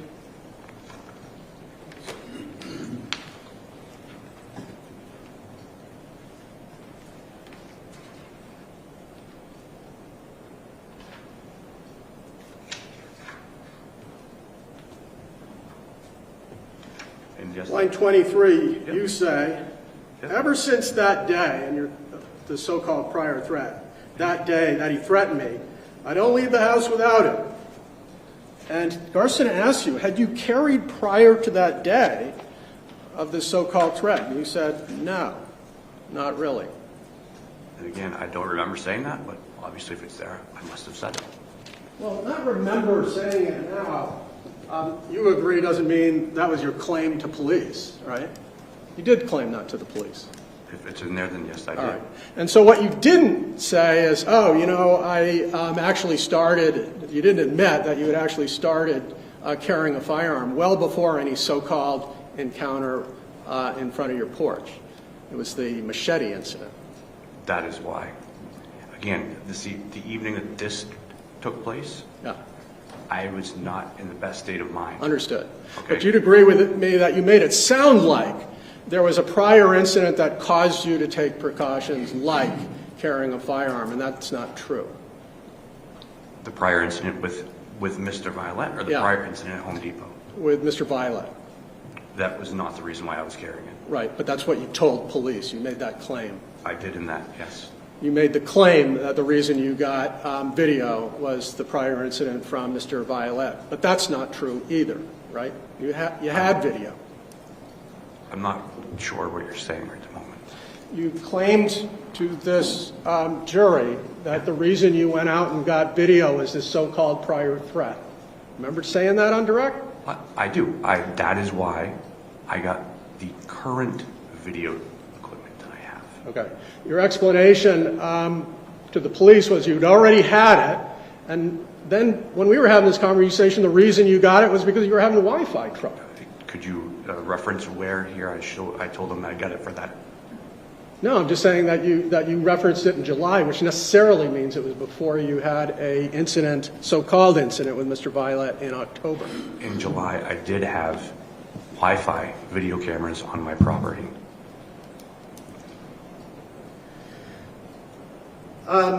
You claim that this prior incident with the machete, while you're on the job, resulted in you calling 911, correct? Actually, no. My manager, Mike Kelly, called 911. Okay. You reported it to somebody. That is correct. And did he tell you he was calling 911? Yes, he did. And you certainly concurred with that. That's correct. Because you'd call 911 if something really did happen to you that you found threatening and violent and inappropriate, correct?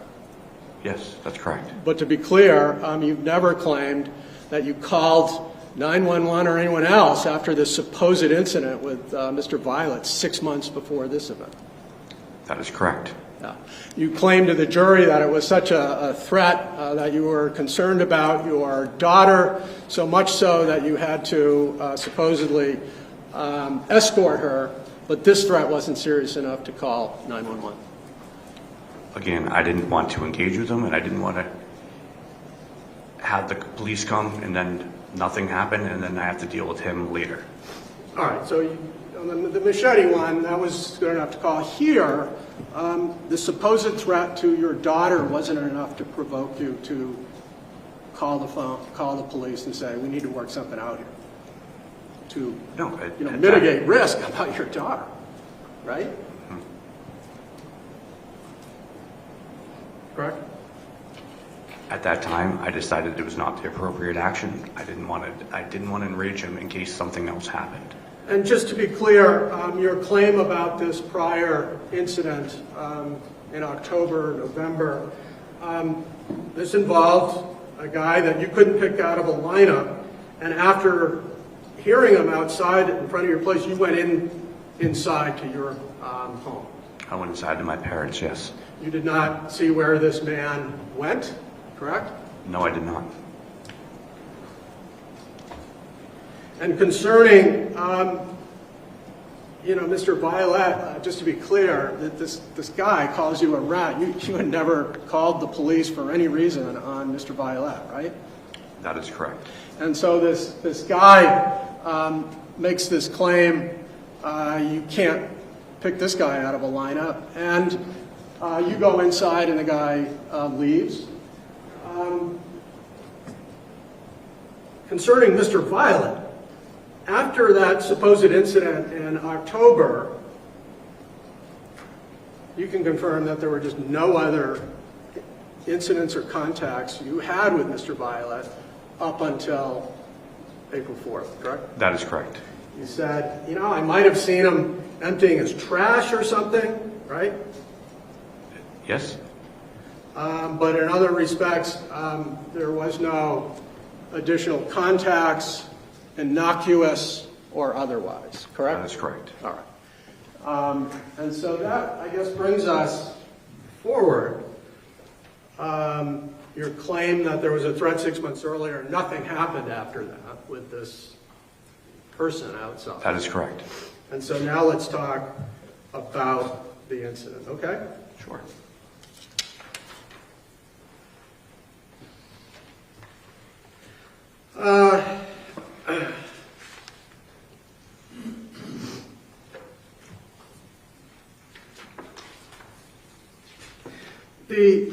It sounds like there's really no dispute. I mean, we've seen it on 4 different camera angles. You just walked through it.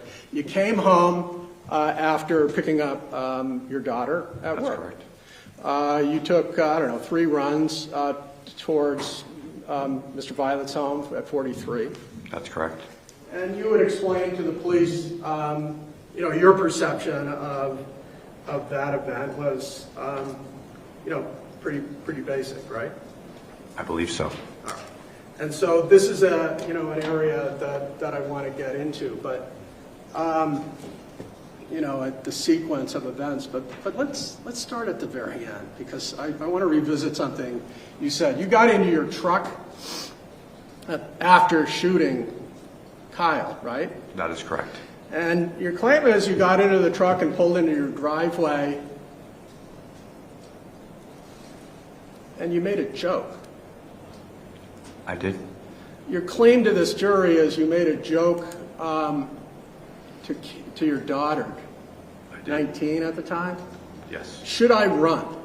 Yes. And you suggest to the jury, to this court, that was to make light of the whole situation? To lighten the mood, yes. At that very moment, Kyle is 30 feet from you, dying in the street. Yeah? That is correct. And you want to lighten the moment is your claim? Isn't it true that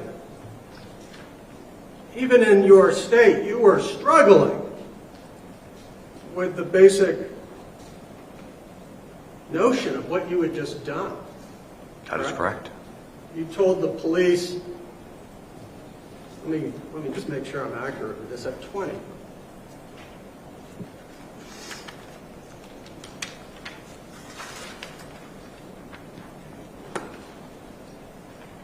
Line 5.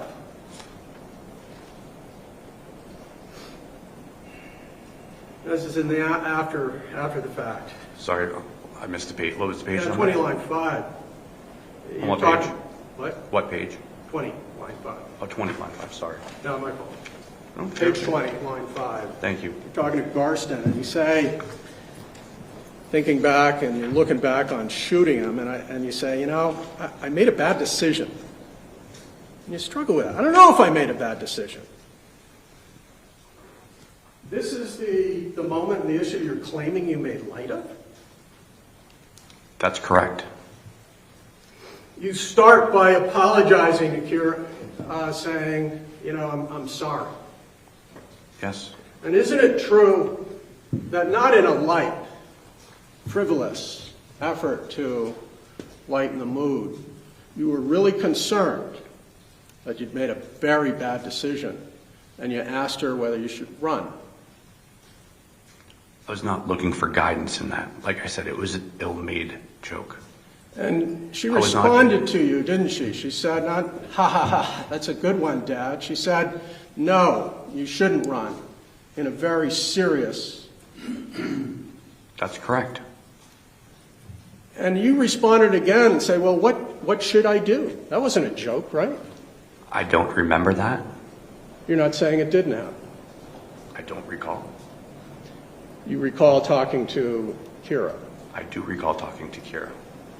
And you're saying you don't remember saying, to your question, well, what should I do? You should stay. This is your path. I don't know what you should do, but this is your path. Remember that? I do not remember those words, no.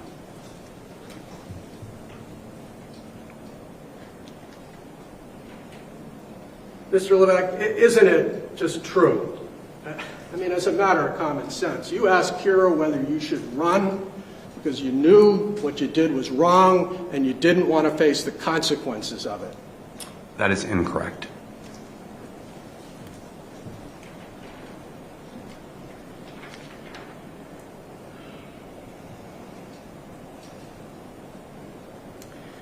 Then let's return to your plowing.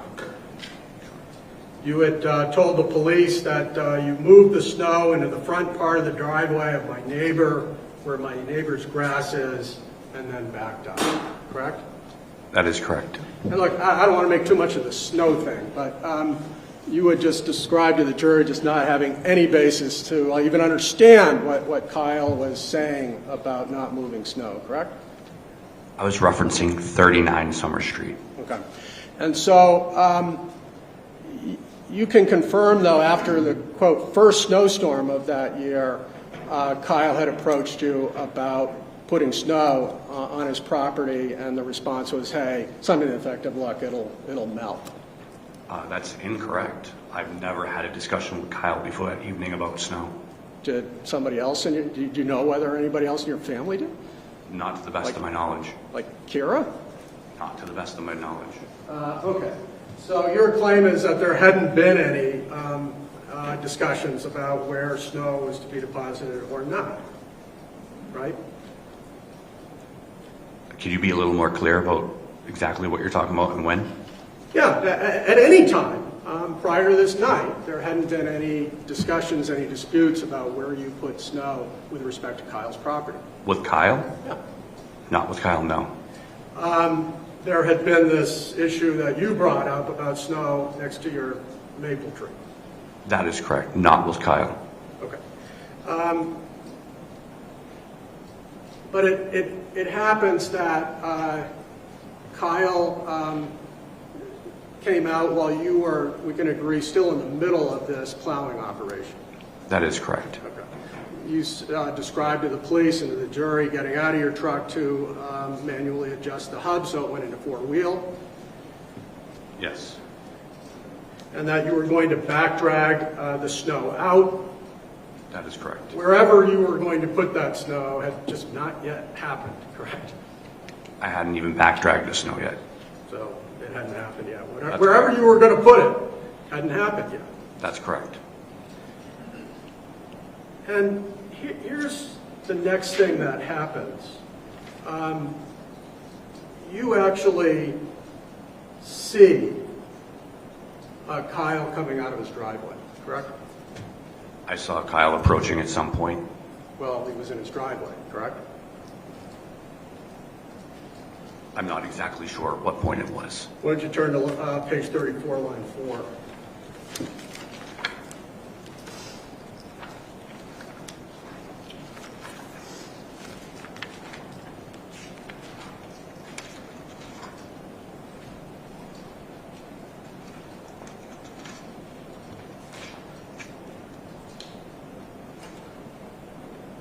Got it? I do. And you explained to Officer Garston you are manually locking his hubs, they're electric, so I have to do that. And quote, that's when he came up the driveway. That is correct. So you saw him from, I don't know, 40 feet away at the first instance. That's what that says. What? That's what that says. I don't remember that, but that's what that says. Oh, I'm sorry, you don't remember the first time seeing Kyle? I do not remember seeing him in the driveway. All right, do you can confirm for the jury that you went on to describe corroborated details, like down at the bottom of page 34.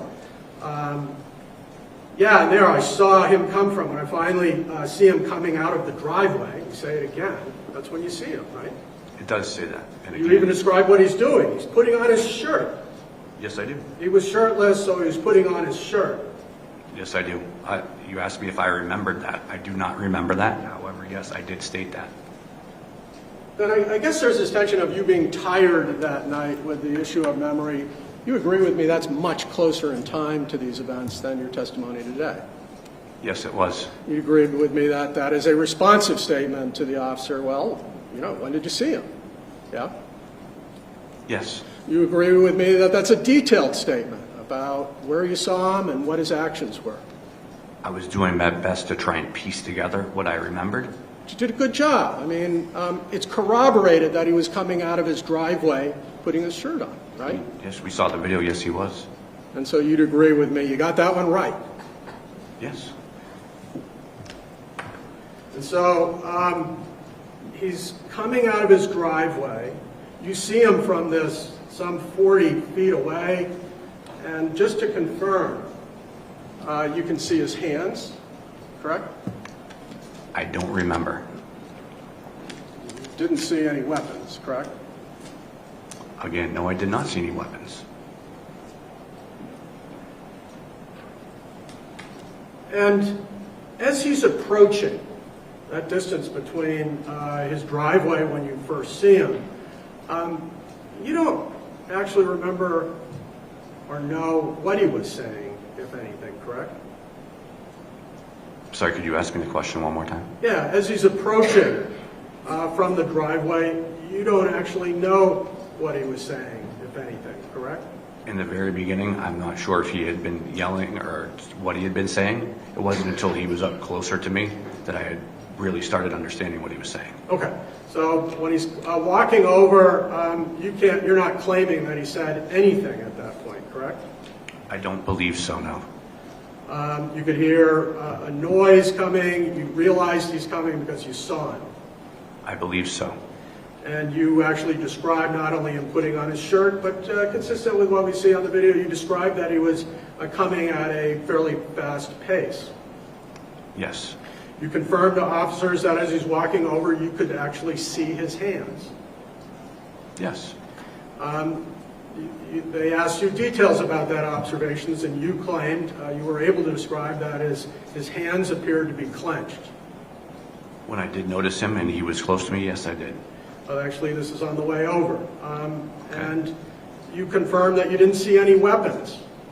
I did not see any weapons. You confirmed that he never moved towards your daughter. He did not move towards my daughter.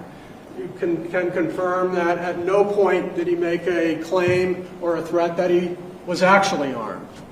He did not make a claim or threat he was actually armed. For example, if you move that snow, I will stab you with a knife that I have on me, He never made that claim. or a screwdriver. No.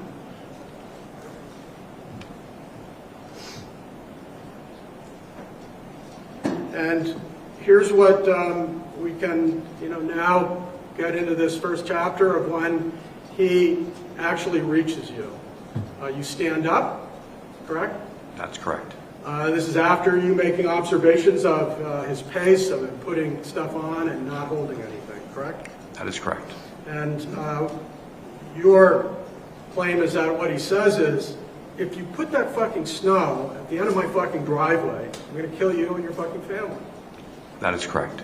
And you explain to the officers, look, this is not a memory issue, this isn't a sleep issue, that's exactly what he said.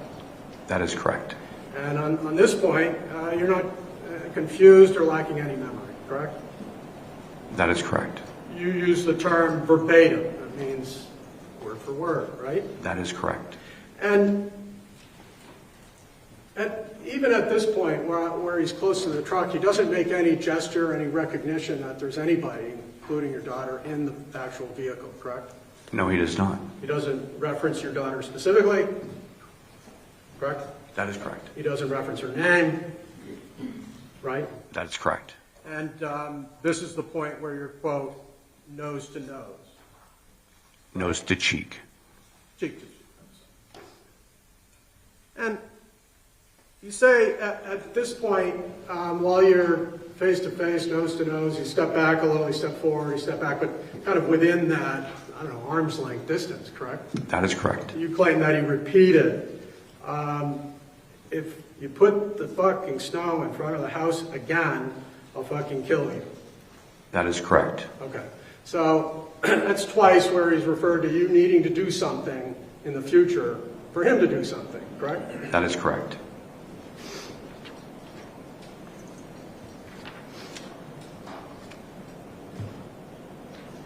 And then he walks away, correct? That is correct. And now there's a distance of 15, 20 feet between the two of you, right? I believe so. I believe there was another interaction before he walked that far away. If you'd like to reference the video on this, it'd be helpful.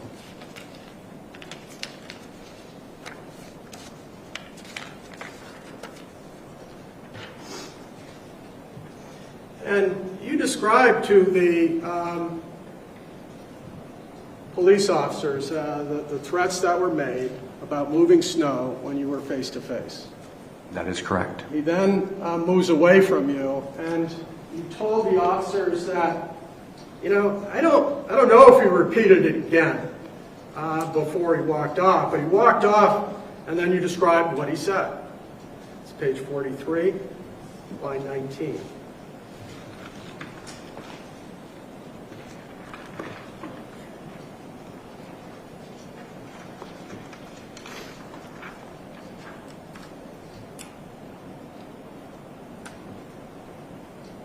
Got it? Line 19. Yeah, you said to the officers, then he walked, I don't know if he repeated it again after those 2 times. And then for some reason he stopped, turned around, he's walking away and said, and this is what you told officers, you don't fucking believe me. Right? That's correct. Just to be clear, you said that also at page 20.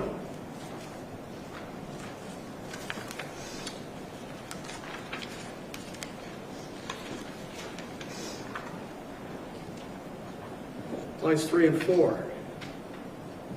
Oops.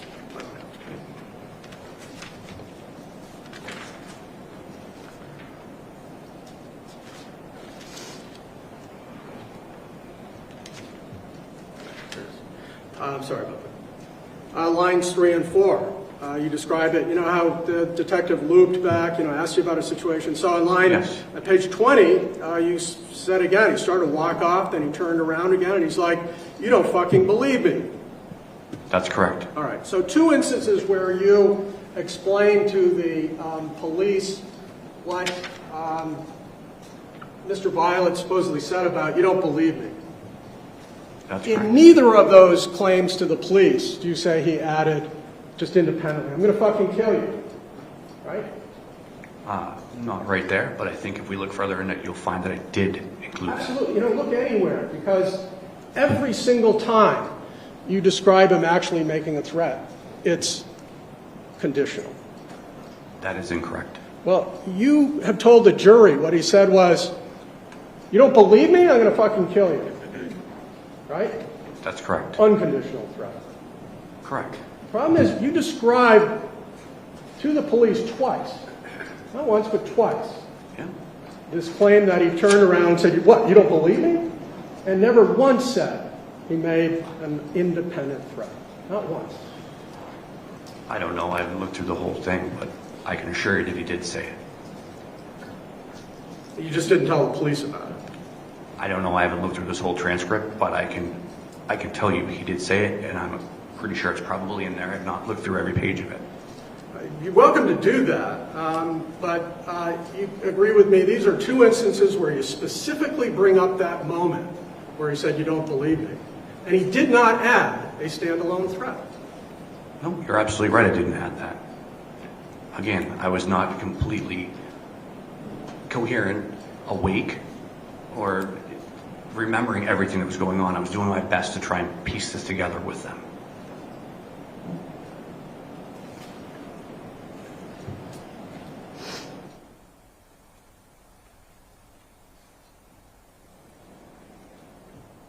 You described him having walked away.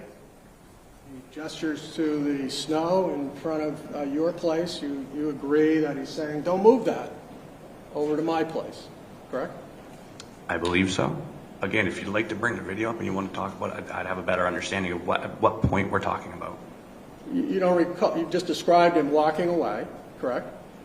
Which he did multiple times, yes.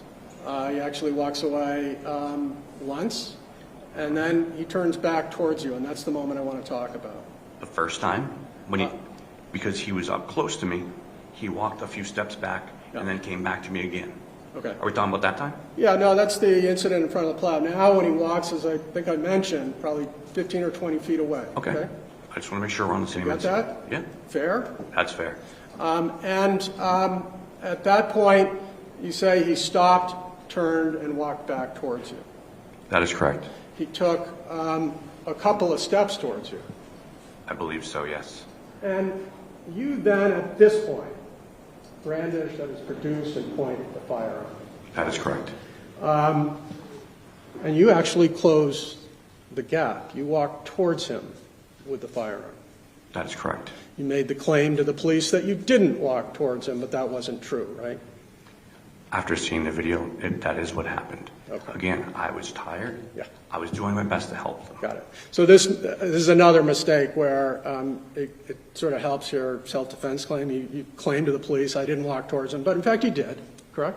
I did. Correct. And let's just be clear about this. We've all been here to watch this video, these videos, repeatedly, right? Yes. And you describe him having walked back to the front of his house and then turned and came back towards you. You drew That your is incorrect. firearm. That is incorrect. He never walked to the front of his house. He never left the front of my house. Okay, to the front of your house. I mean, that's a big deal. It's a big difference. It's two different properties. Absolutely, 100%. Thank you. You're right. So he makes it, as I think I previously said, about 15 or 20 feet away That is correct. and turns around. And you've agreed that you pull out the gun and you point it at him. That is correct. You're walking towards him. That is correct. But here's where things diverge in terms of what claims you've made. You made the claim to the police that when you pulled out the firearm, he actually hastened his pace towards you. Your words, right? Again, I don't remember clearly what I said that night, and my memory of what happened was starting to piece things together. Well, if It you was don't not a remember- clear image. Okay. If you don't remember what you said that night, let's turn to page 48.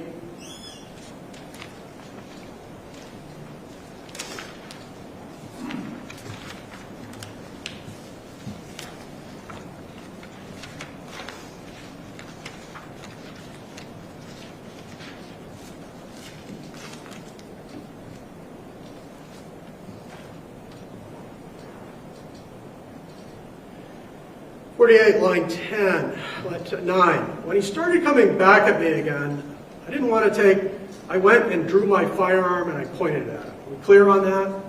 Absolutely. Anything that's in here, I've said. Yeah.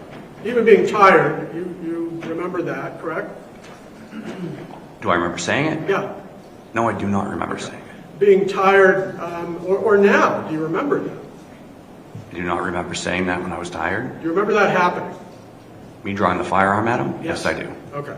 And then you claimed to officers that at that point, that's when he came at me. He was coming back at me like he was ready to go. That is correct.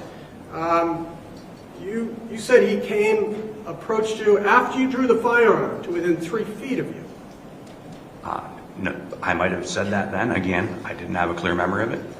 After looking at the video, he was not within 3 feet of me. After you pulled the firearm, you claim his hand was in. I'm sorry, this is referring to 3 feet. Well, I'll get Can to you it. give me the line?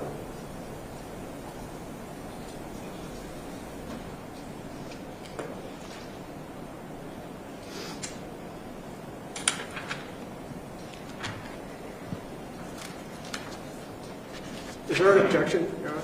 Yeah, there's an objection. What's that? The objection.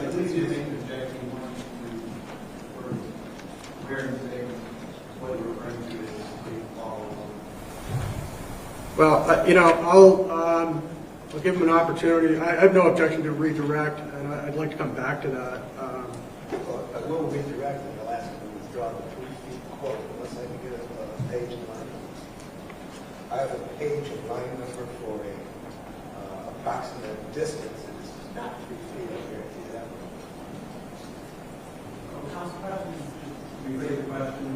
Sure. Let's move from this issue of what you observed him doing once you drew the firearm. Okay. Okay. You claim that he, as you just said, he was coming back at me like he was ready to go.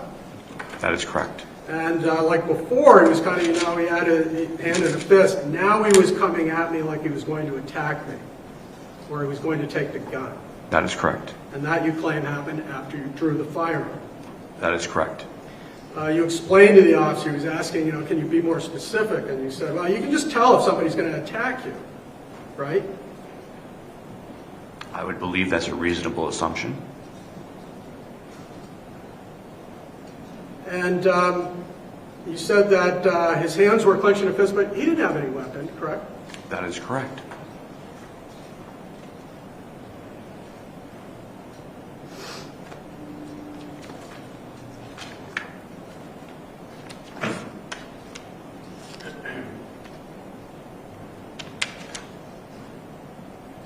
And you claim that after drawing the gun, he kept coming at you at a pretty fast pace. That's what I remembered at that time. In fact, you claim that he actually quickened his pace once the firearm came out. Again, that's what I remembered at that time, according to that statement. And you said that you could see the look in his eye, and that's when you knew you had to shoot him. That is correct. Here's the problem. You've just been referring to the videotape. Yep. When you drew the gun before you fired, Kyle Violette stopped. He didn't quicken his pace, did he? You've seen the video. After my gun was drawn and Yeah. just milliseconds before I pulled the trigger, yes, he did turn. Not even milliseconds. You drew the gun back almost at the plow. You closed the distance by some 1, 2, 3 feet. And during that time, you turned away from him.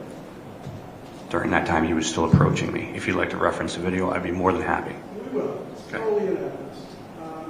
But your claim is he was bum rushing you while you had the gun, right? Never used the word bum rush. I don't even know what it means.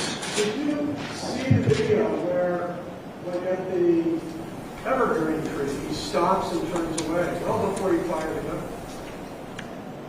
Again, I don't have a clear time reference, but I know it was extremely quick. Did Did you see the video when Detective Daney was actually looking at frame by frame, and he says his feet are turned all the way 90 degrees before the shot went off? I did hear his testimony, and yes, I did hear him say that. Did you see the video? You were standing right here. I did see the video. And he was not facing you when you had the gun out. When I fired, no, he was not facing me. However, like I said, the time, I don't know. Things move very quickly. Well, we actually have real time in this video. So, I mean, the jury can count the seconds that went by after you took out the firearm, and they can make the determination whether Kyle stopped and how much you advanced on him pointing the weapon. Sure. I welcome it. You had been asked about your familiarity with this firearm. You actually took it to the range, correct? That's correct. You used to take Cure to the range. That's correct. You knew full well what this firearm was capable of doing. That's correct. And so, as he stops and turns, unarmed, you fired at him. I did not see him turn. When I drew my firearm, it kind of all went blank. Pardon me? When I drew my firearm and I fired it, Yeah. it was blacked out. I don't remember. You were blacked out? I don't have a conscious memory of what happened. You told the officers that that's when you pulled the trigger. That is what I said in that statement. And again, I'll tell you, I was tired. I was doing my best to try and piece together the information I had. You told the officers that you ultimately pulled the trigger 6 times, correct? That is correct. You didn't say, I counted up the rounds afterwards, whether and then I discovered it was empty. You described pulling the trigger and then emptying rounds. That was a conscious thought and statement you made on the 4th. It did make that statement. I never said that I remember pulling the trigger that many times. I knew that I pulled the trigger that many times after I accounted for the bullets that were missing from the magazine.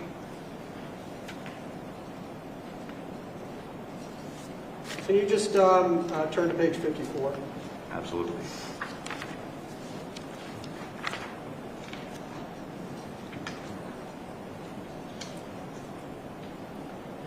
Line 11. This is after you pulled out the gun, Garston asks, so you start walking, he starts walking towards you? What happens next? As soon as I saw that look in his eye, I knew I had to protect my family, and I pulled the trigger. Yeah? Yeah, that's correct. Okay. You seem to have a memory of it there. You didn't stop and explain, I was kind of blacked out. I only inferred that I pulled the trigger. In fact, he asked, how many times did you pull the trigger? He said 6. So you fully emptied it? Yeah. That's correct. And you actually go on to describe. So the first one that I first shot, it hit him. Again, I don't have a clear memory of what I told the officer. I know that I was blacked out at the time. I was trying to put together what I did have for information to try and help him. Pardon me? What was that last part? I was trying to put together the information I had to help him. And you put together these details about Kyle responding to you taking out a gun with anger and aggression. Yeah? That's correct. That's your claim of what happened after you pulled out the gun? That is correct. You claimed, you put together these details about Kyle advancing towards you, quickening his pace after you pulled out the firearm? That is what I said in the statement. That's correct. But it's not true, is it? It's not what I saw in the video, Yeah. but this is what I remembered at the time. That is correct. It's the claim you made, but you know it's not true, correct? Like I said, what I saw in the video Yeah. is what I explained to you. What I saw here is what I was trying to remember. Okay, I was extremely tired. Let's just be clear about this. What happened in the video is true, correct? Absolutely. What you claimed happened is not, correct? right? Yes, what is here does not seem to be what appears in the video. That was a lie, what you told to the police. No, that was me not remembering. Again, I was extremely tired. I was doing my best to help him. Judge, can we approach?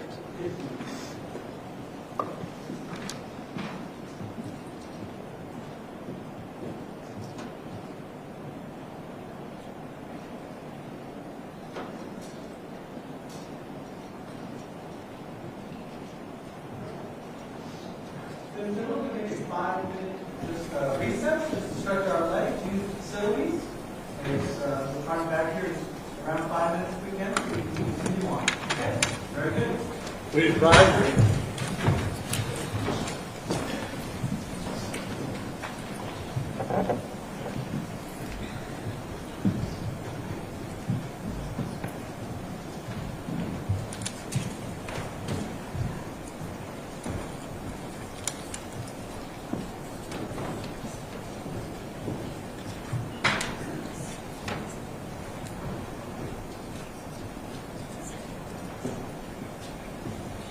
You all good?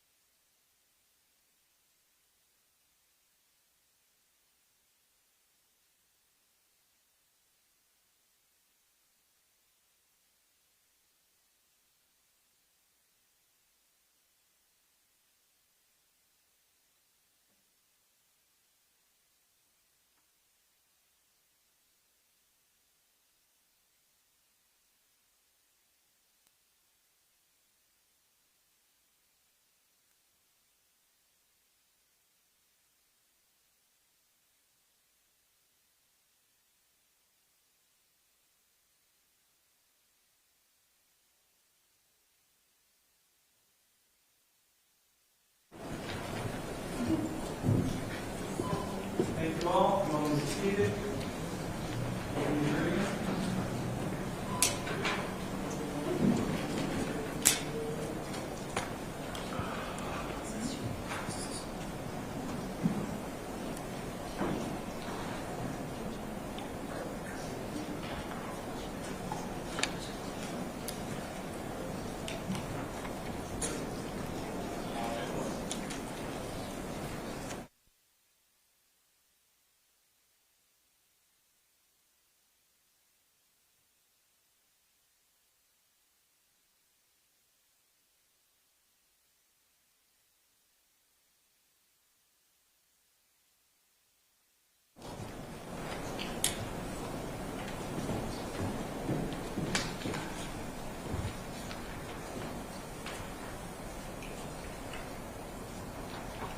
Please rise, jury entering.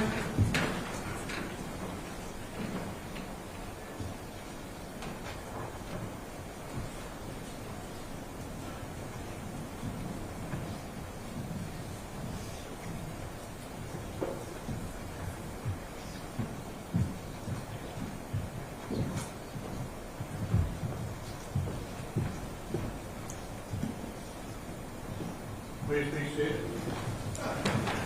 Ladies and gentlemen, the bar can resume. Thanks. Let me try and clear up this claim that you made. You said you pointed the firearm at him, and Mr. Violette continued to come at you at a fast pace. I believe that's what I said there. That is correct. So it's what you said, and you agreed that that is not what is depicted on the video. I do not believe I saw him approaching at a fast pace in the video. That's correct. But just this distance piece, you claim that when you brought out the firearm, and this is at 49, line 21, that he was at 10 feet away. Correct?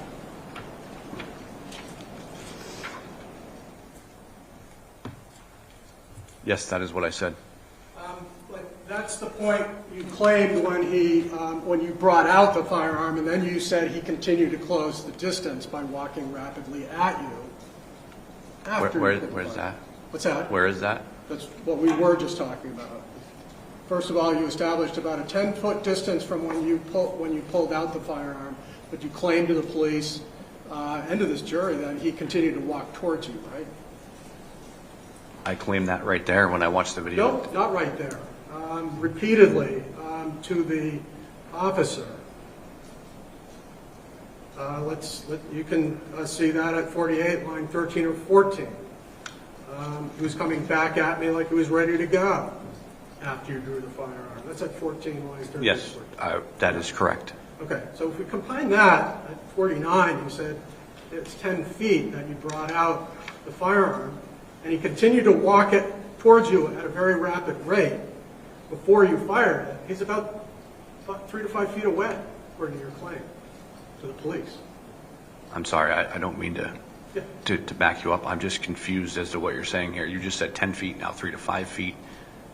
You brought out the firearm, and you could read this for the jury. You brought out the firearm when he was 10 feet away.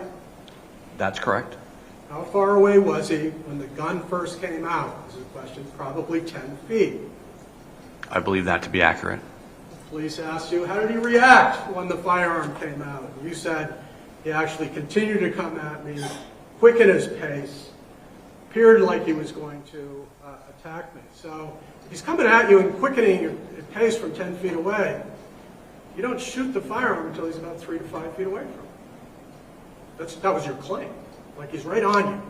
Again, what was said here, I don't remember because it was that evening, and I was doing the best I could with what I could remember. You would once again agree that that's not what the video depicts, correct? He's much further away. I don't know where I said 3 to 5 feet. That's when you actually shot him the second time, but I'm just doing basic, I'm sorry. distance and time. Sorry, I thought we were talking about the first time I shot him. We are. If you pulled out the gun at 10 feet and he continued to walk rapidly towards you before you fired, you must be about 5 feet away, right? Can I just ask one favor real quick? I would like to answer you as honestly as possible. If we could just kind of slow it down Yeah, it's no problem. and stick with one thing at a time. Sure. You were referencing the first time I shot him, Let me- and then you just jumped to the second time I shot him. So I want to make sure I'm giving you an accurate and honest answer. My bad.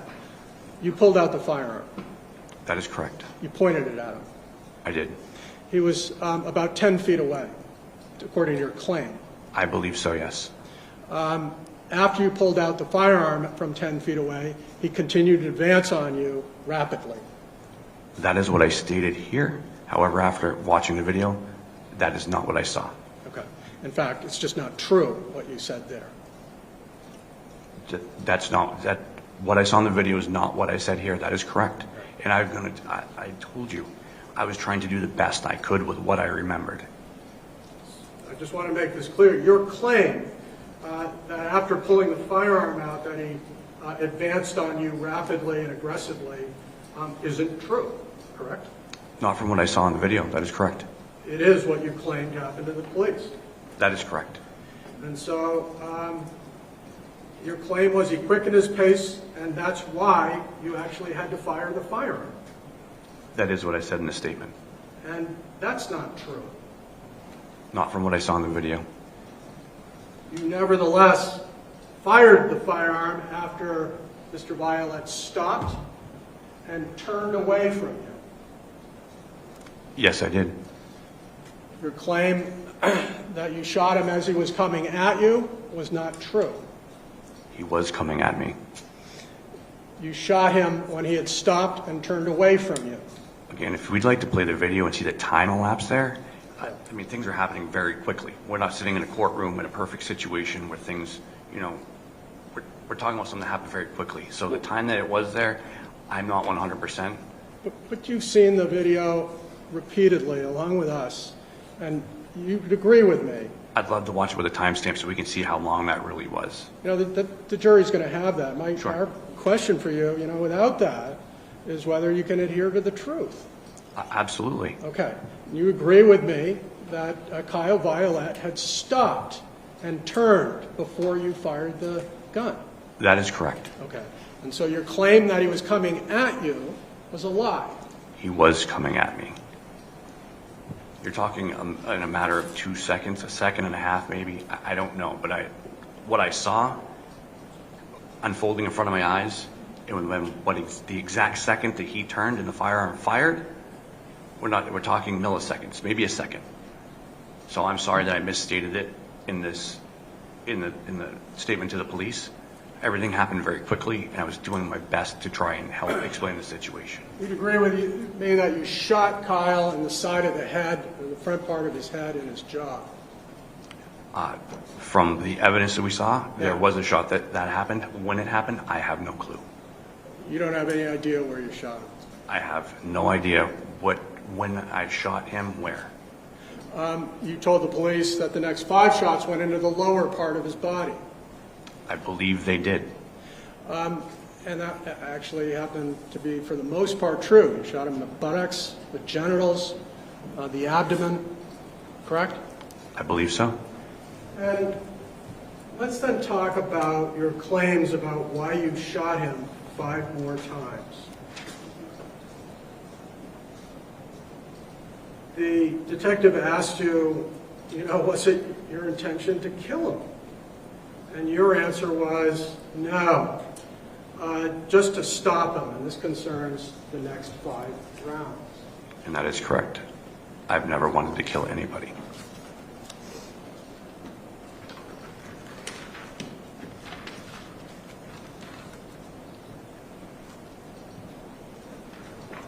And you explained to the detective that you just wanted to stop him because after shooting him once in the head, it didn't stop him. That was your claim. Again, if it's in here, that is what I told the detective. And that's a lie. That was me not knowing. That was me trying to help somebody. Did I purposefully lie? No, I did not. Did I maybe give misinformation because I couldn't put it together correctly in my head? That would be more likely. You described in detail the effect that first shot to his head had. That you said I think it affected him as in he heard the shot, but it didn't stop him. You agree you said that? It's page Again. 111, 6 through 8. If it's in here, then I said it. However, is it what I remember? I don't remember what I said to them that evening. Well, does this help your memory that that is what you in fact said? It does not help my memory. Would you agree that that was what you did say, based on what you see, is an absolute lie? I'm not sure what you're saying. Well, you claimed that the first shot didn't seem to affect him. That was a lie. That's what I remembered, or I tried to piece together. What we saw in the video, that is incorrect. You said the first shot didn't seem to stop him. That was a lie. What I remembered was incorrect.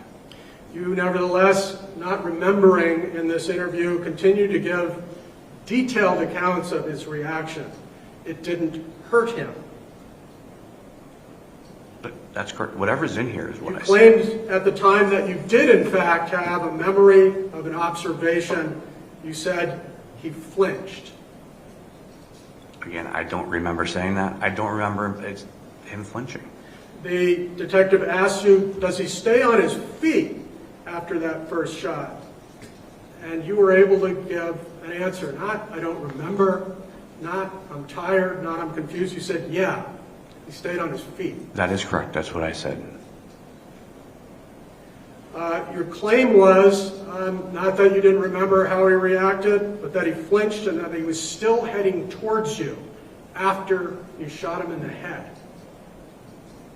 I don't believe. Where does it say I shot? I said I shot him in the head. You didn't say, let's keep it, that after the first shot, which shot him in the head, that he was still heading for you. Page 56, line 20.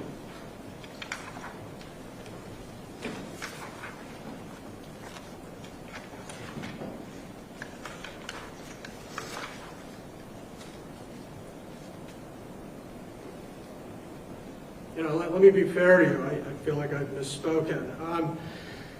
Garson at 13, does he stay on his feet? Your answer is, yeah.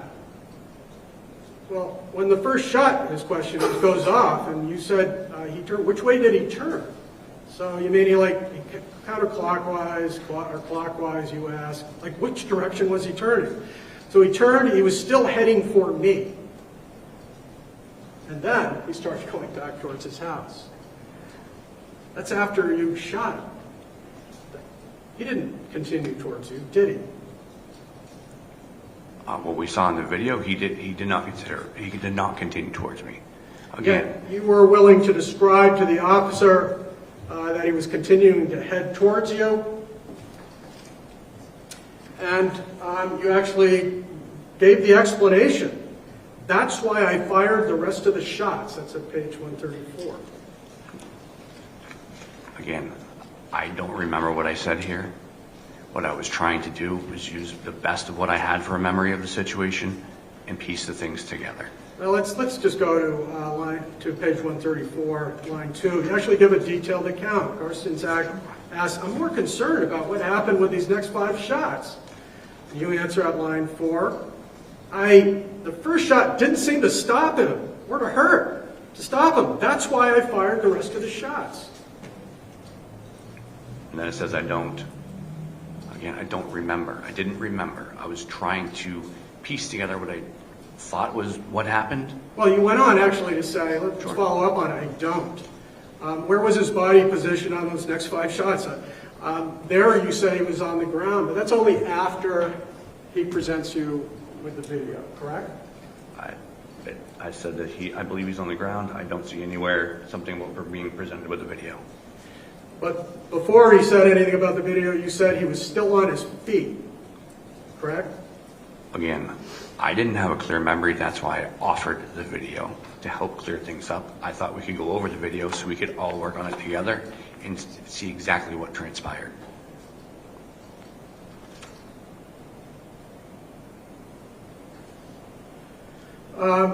You were specifically asked at 56 whether he stayed on his feet, and you said, yeah, he was still heading towards me.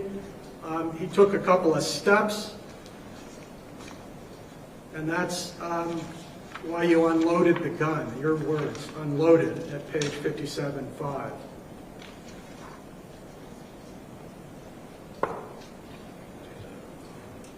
Then I moved. Yes, that is what I said there. And you didn't say anything about him crawling away on the ground, right?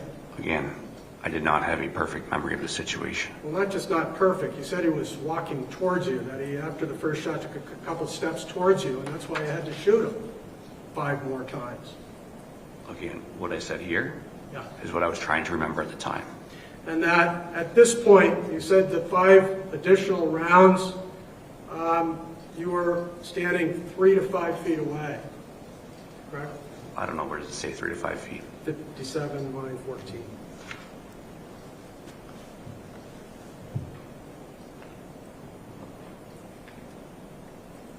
So, yeah, I mean, when I was standing, when I fired the last 5 shots, I believe I was probably about 5 feet away. Yeah, and the reason you were 5 feet away is because you originally shot him from a distance away. You put the gun down, so there's absolutely no risk to you or anybody else, and you took probably 4 or 5 steps to close that distance, so you were 3 to 5 feet away, and that's when you unloaded 5 rounds of it, correct? Correct, when he was going towards my steps. I'm sorry. Your claim to the jury is with crawling on the ground with a headshot, that he continued to be a threat because he was crawling towards your porch?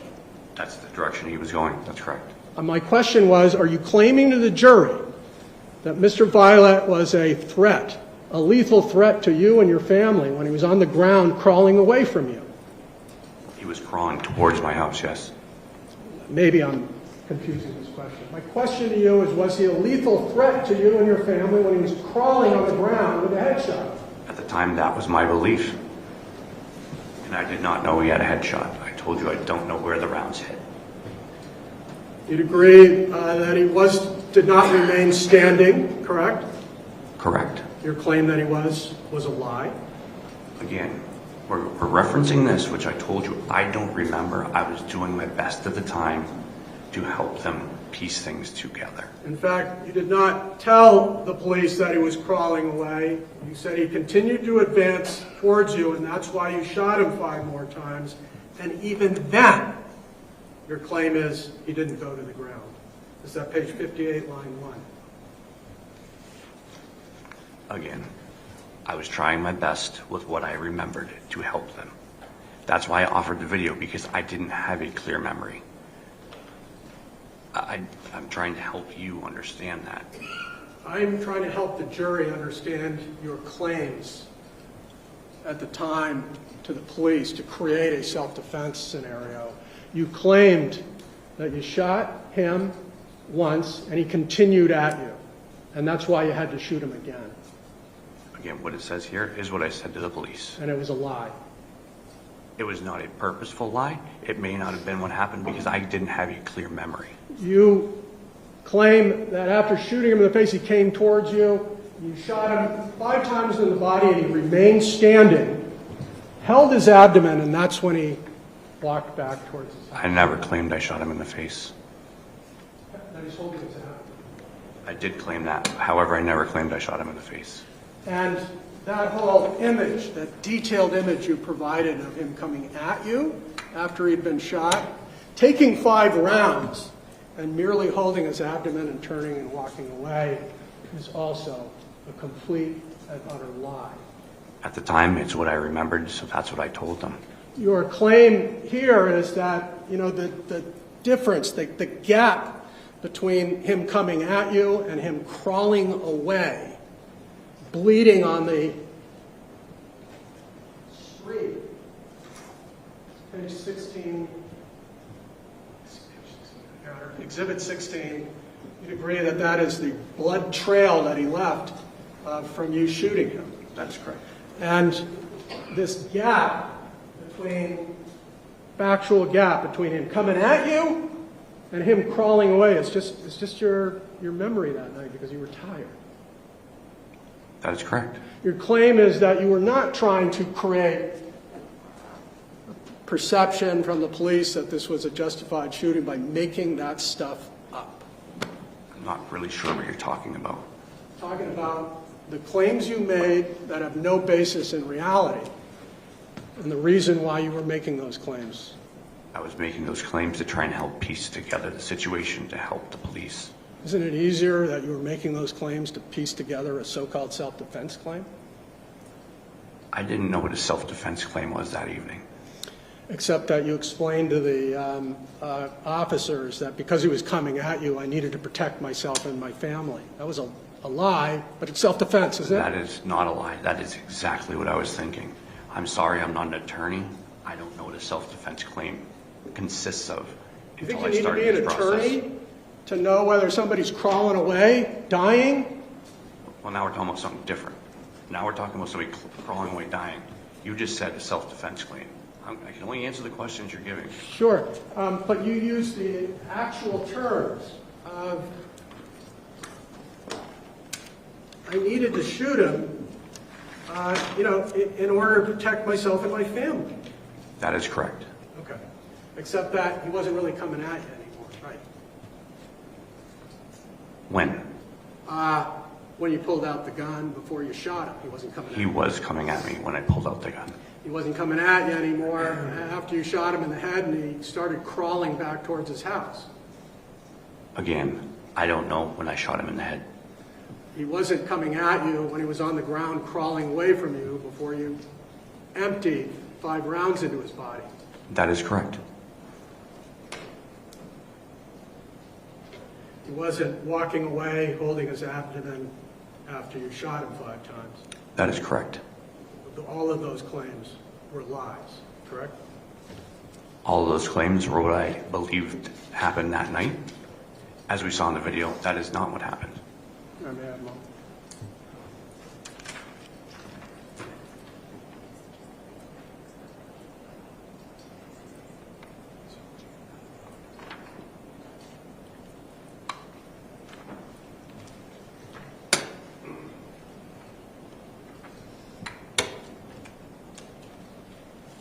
Thank you, Your Honor. Those were my questions.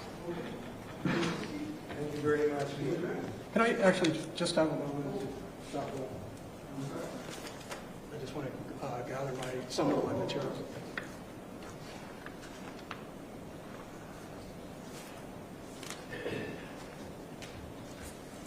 Thank you. Sorry.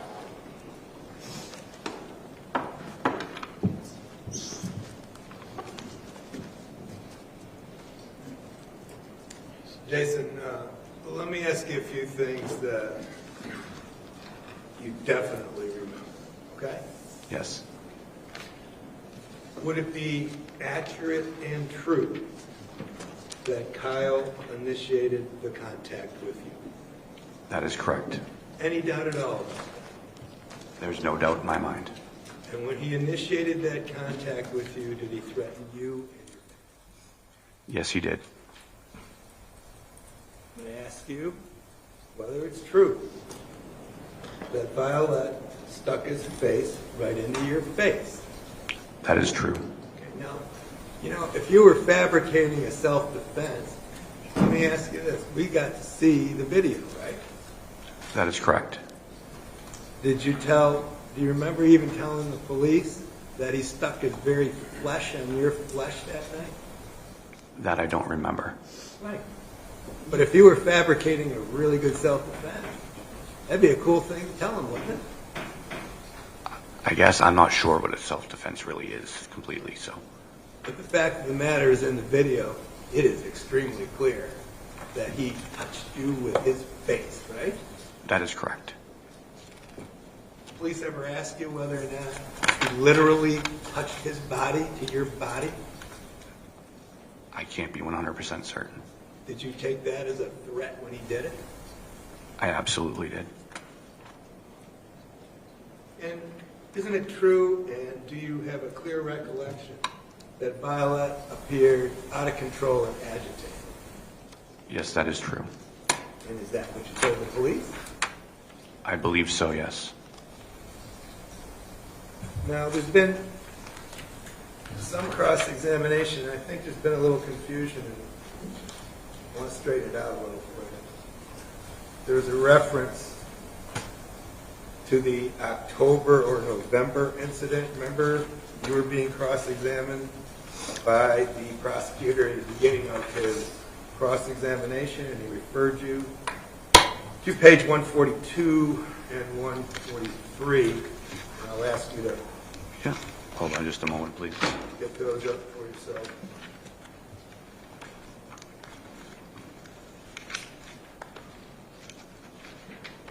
Let's give the jury the totality of what we're talking about, the little snippets, okay? Okay. Now, you remember the October event clearly, don't you? Yes. You remember that without any question, right? Yes. And let's see what we got here. Detective Garson's asking you, I guess 6, 7, 8, what was happening back then? Yes. And then you give an answer, and it starts on line 10, right? Yes. Why don't you tell the jury what you told the detective with regard to your recollection of the October 2023 incident? I'm sorry, I just want to be clear. Did you want me to read this? I do. Okay. I said, right. So, I mean, I was standing out pressure washing the front of my house. It was, I want to say it was fall, but it doesn't seem like it's been long since that happened. But again, time flies, right? Anyway, in the past few months, we'll say, there's only been one day I was out front pressure washing the house. And this guy came out of the driveway next door at 43 Summer Street, yelling and screaming at me, telling me I'm a rat, and I called the cops on him, and he was going to fucking kill me and my fucking family. Okay, stop right there. He says that you called the cops on him, right? That's what I said, yes. And that he was going to fucking kill you and your family. That is correct. There's not a conditional threat there. No. I don't believe conditional. I'm not really 100%. All right, it's a threat, right? That's correct. Okay. Okay, why don't you go on? I don't even know who he is. I'm assuming he probably lived there because he came from that driveway, but I've never seen him before. Okay, so you're telling the detective that in that incident, you didn't even know where he was, who he was, right? That is correct. And you were assuming he was your next door neighbor, right? That is correct. But it goes on, right?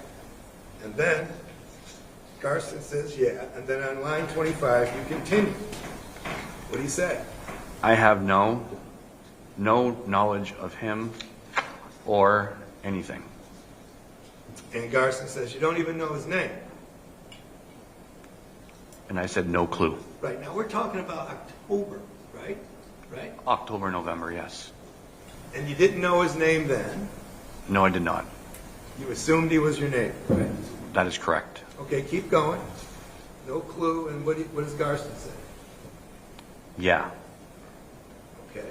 And then you say, I never had an interaction with him at all, ever in my life. you're talking about the October incident. Objection leading. Correct. Objection leading. I'm sorry. What incident are you? To be complete, I'm not actually sure.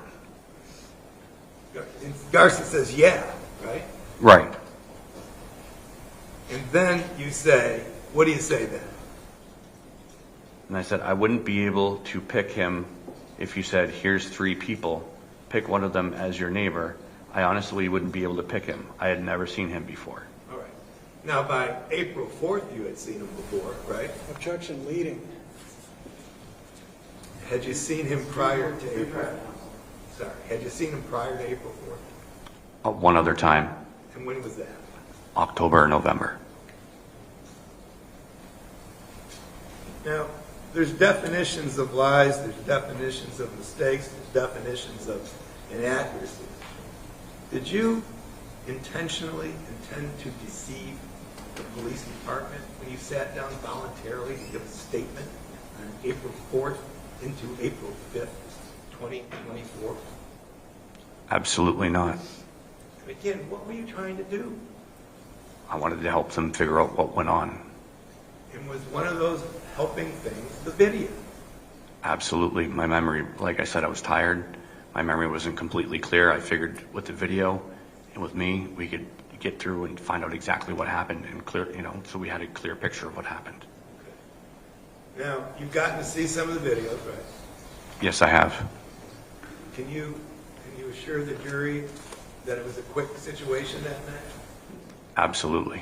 Were you making measurements or timing anything or anything like that? No, I was not. It happened very quickly. And in your position that you were at the time, were you in a situation where you could make clear calculations? No, I was not. The prosecutor asked you to speculate as to whether or not Violette made any actions or said anything toward your daughter, right? Objection to characterization. I didn't ask him to speculate. I asked him to testify whether he saw it. Okay. Did you see whether or not he did anything toward your daughter? I did not see him do anything towards my daughter. But where was your daughter? She was in the truck. How far away was your daughter from Violette? At which point? At the time he came up and stuck his nose on your cheek. I would say approximately 6 feet, maybe 8 feet, the distance of a vehicle from one side to the other. And was she in the front seat? She was in the front seat. Was there a clear glass windshield in the front of the truck? There was. Can you see through it? There was. Yes, you could. I believe I wasn't facing that direction, so I guess I believe you could, but I didn't look that way. Were you concerned for her safety at that time? Absolutely. The video camera questioning that you had with the prosecutor, you got new video cameras after the October event, correct? Correct. The digital video, closed circuit ones. I did have some Wi-Fi ones before that. And why did you get the digital ones? This is make sure we're clear on the problem. Because I was having issues with the connectivity with the Wi-Fi cameras. I've actually had to get a new router system that for some reason those cheap cameras don't always connect or they don't record events. So it just wasn't consistent. And why did you want them to be consistent and accurate? In case there was another incident, then if I had to go to the police or whatever, I would have proof of what happened instead of it was he said, she said. And that was a specific reaction, was it? That was.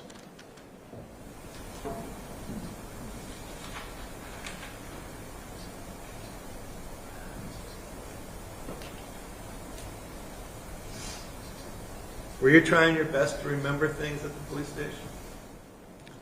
I was. Were you willing to go over anything they wanted to go over with you? Absolutely.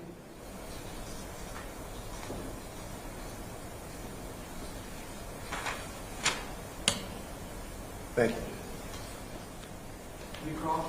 Just briefly, concerning this, your ability to claim who was making this threat 6 months earlier. I want to continue to follow up. This is page 143.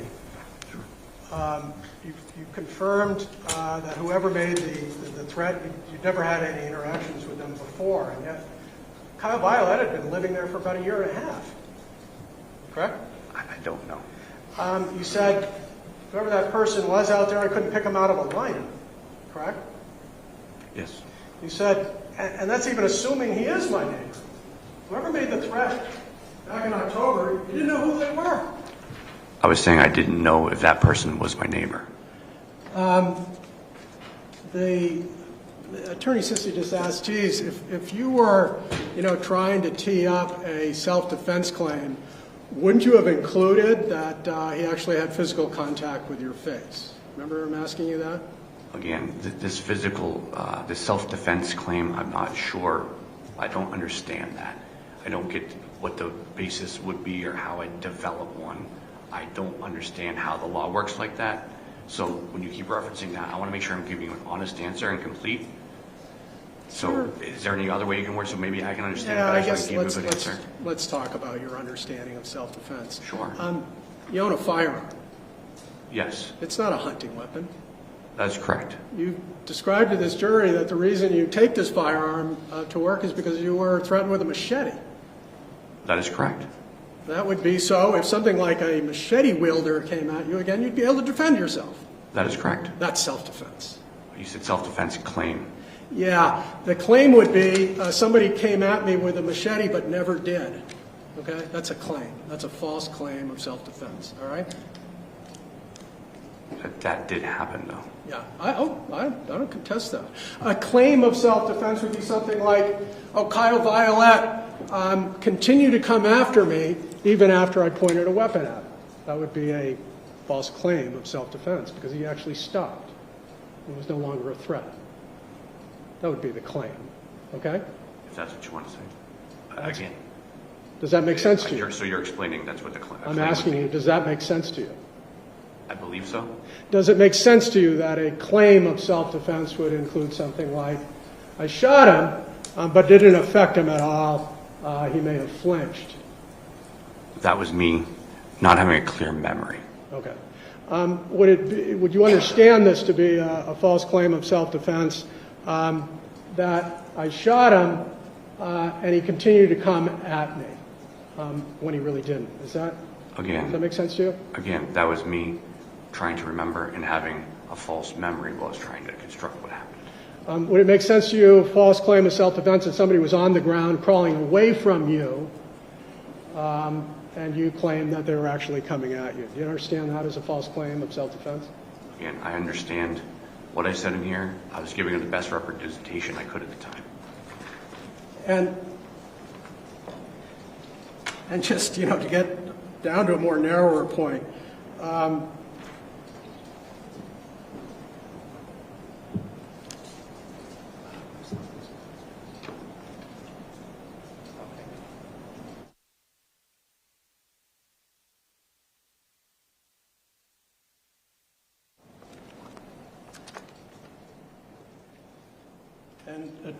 Attorney Sisti asking you whether you had included in your claim, because if you were trying to confabulate a self-defense claim, you would have included that he touched your face, that he touched you physically, right?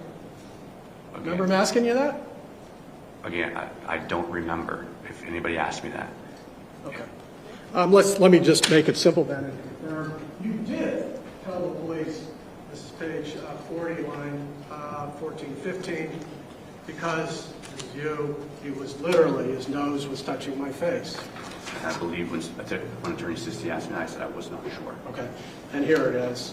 You did, in fact, make that claim. Absolutely. You did not omit that. That really did happen, correct? That did happen. You weren't too tired to omit it. You weren't too confused to omit it, correct? Omit? I don't know. Omit, not state it.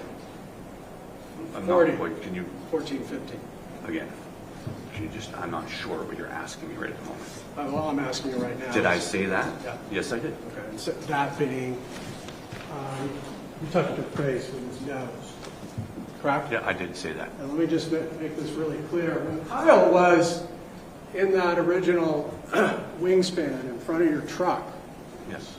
making these threats about snow, Yes. you didn't shoot him, right?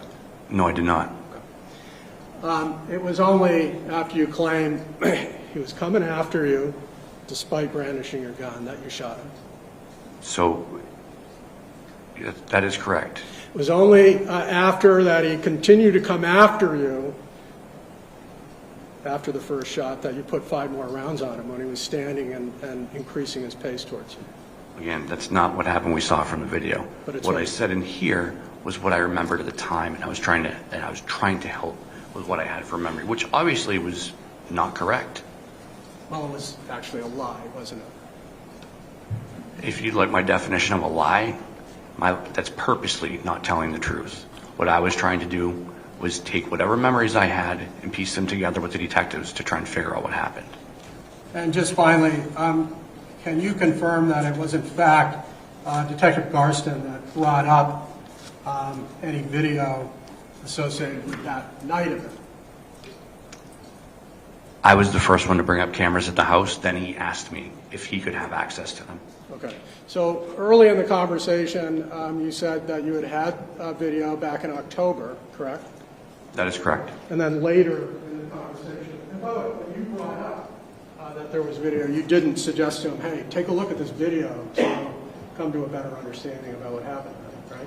I don't remember the exact sequence of events, but I'm sure we could read it in the testimony. In fact, it's at page 66, line 18, that it was the detective who asked, are there any cameras to cover this incident tonight, correct? That's correct, and I said yes. He brought it up, correct?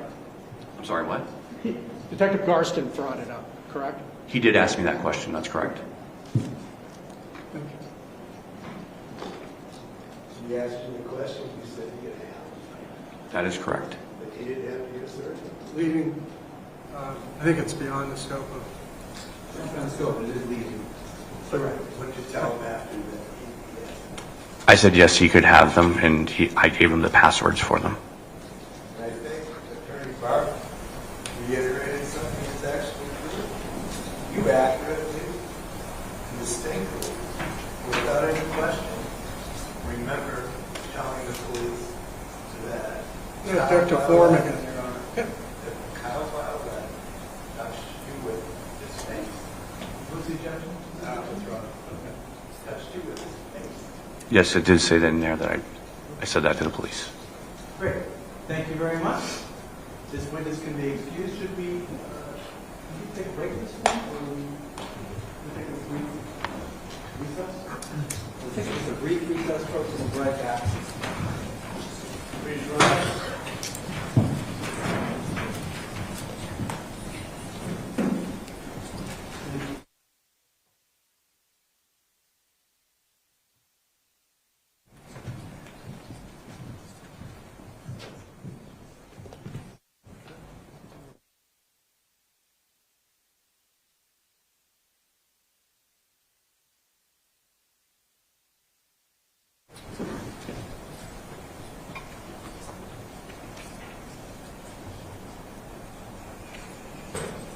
Okay, the witness can step down. I just wanted the jury out of privilege issues. We can move around the court with the jury guys and issues, security questions.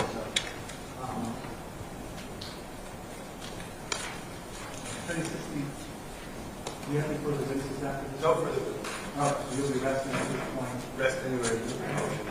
I'm sorry? Resting And renew with the motion. Resting, the new motion, fine. Given the late hour, obviously we're not getting into closing arguments for charging. So if I do want to talk about jury instructions while we're still here, after we'll bring the jury back in a moment, excuse the jury, and then we'll plan for tomorrow. I'd like to try to start tomorrow morning, if possible, at 9:30. I'll be here. All right. I'll go ahead. Yeah, I'll be there. I was just telling Doc, I got this emergency recall thing. I think they open up the service here at 7. All right. Drive safely. Do we do? Great. All right, so 9:30 we'll try to start because I want to get to the jury as quick as we can tomorrow. I don't know what April, maybe you can help me. Friday's an admin. I know this is a judge meeting, but is it possible that the jury is not confused tomorrow? We can go on Friday, right? Deliberation. My preference would be, assuming the jury gets this case tomorrow, assuming the time they need to get it around lunchtime, right? 10:30. Let me get this done lunchtime tomorrow. If they go beyond tomorrow, Friday's technically an administrative day. But I would want to keep them having a great Friday. Workable for everybody? Yes. I agree. Good.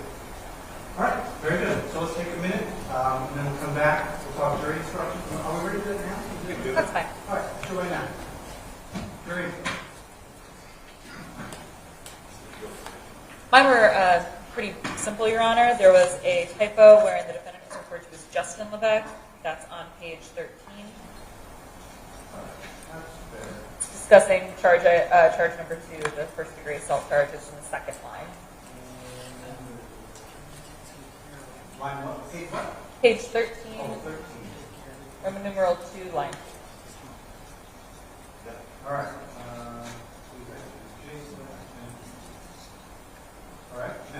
My other was just more of a formatting issue. Based on my read of it, it seems like it would make more sense to put the self-defense instructions after all of the charges have been read versus after the first one, since it does apply to all of them. Yeah, I've seen it done both ways. I think given that self-defense is, I thought about that. Self-defense is technically, or disproving self-defense is an element of the crime. Right. And where I'm going through and saying these are the elements that you have to find, I think logically it makes more sense than to say, and by the way, let's talk about self-defense. This is the element. I don't repeat it fully because I think that would be a little overkill.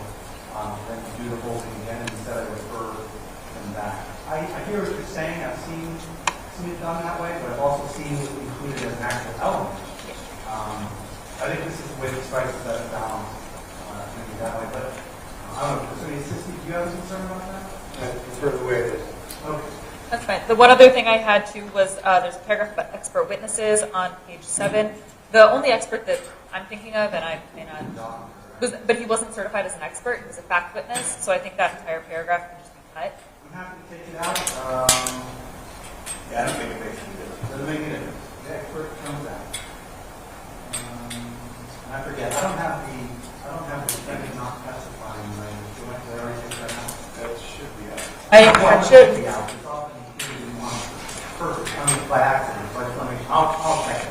That's probably should be out. But I think I've seen these things. All right. Consistency. What do you Yeah, have? let's stay on page 13. 13. Easy one, 13. Big one. The defendant is charged with one count of first degree. We have to say. Oh, Look at that. First degree murder. none of it is there. Name and that. Okay, let's go. I'm sorry, Jeff, what was the? It just says first degree. It doesn't say assault. Should be assault. It should Oh, be assault. Oh, assault. Run. I'm sorry. First degree assault. I misspoke. Yep. That's right. This is count 2. That's count 2. First degree assault. Yes. Yeah, then you crisscross, let me go back to page 11, second paragraph of the self-defense, last line. You should consider whether the defendant's belief that it was necessary to use deadly force. Oh, thank you. Yep. Thank you. You'll probably guess I cut and pasted these from a different set of jury instructions that dealt with non-deadly, and I tried to replace every non-deadly with deadly, but all right. Let's go back to 13, Thank you. last sentence of the first partial paragraph. Thus, if you find beyond a reasonable doubt that the defendant was, it should say the initial aggressor.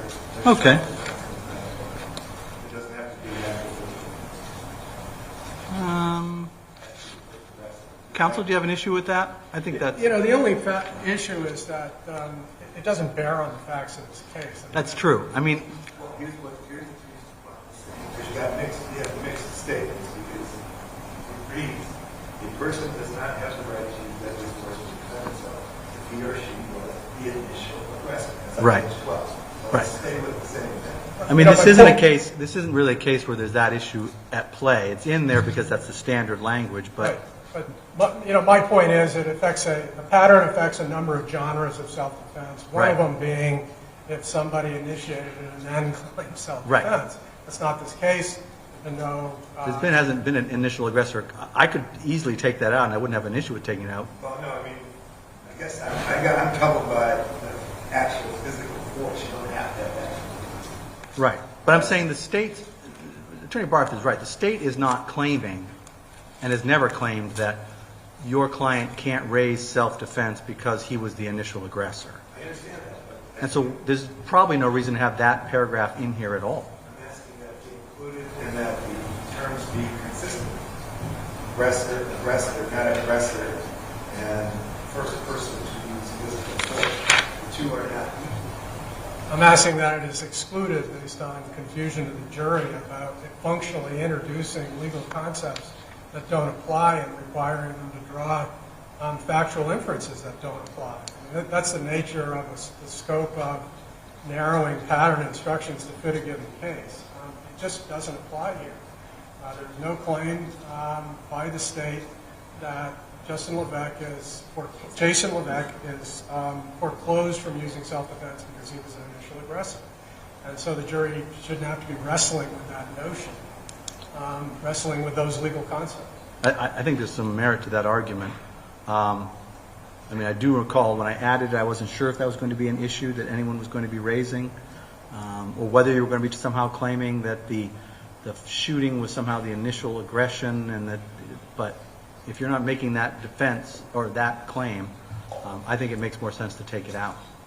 If there's no indication that that's going to be the claim, then I probably don't have a problem. Just to be clear, the claim is obvious.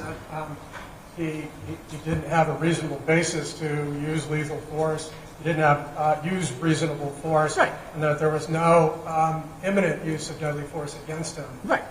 But you're not going to make the argument that you can't raise self-defense in this altercation because you yourself were the initial aggressor who didn't then withdraw, because the initial aggressor has to withdraw, otherwise you're not making that argument. No. All right, then I'm going to take out that entire paragraph. I think it will make things clearer for the jury. All right, next, Attorney Sisti, what else? Good. Okay.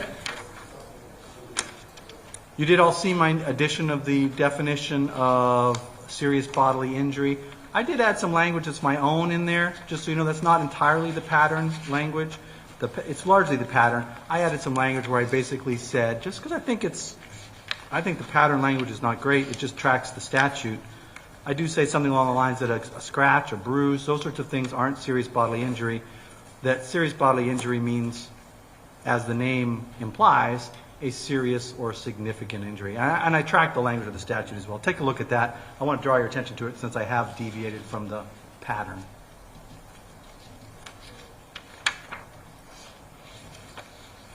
Attorney Sisti, you have no issue with that? No. Okay. State, you have no issue with that?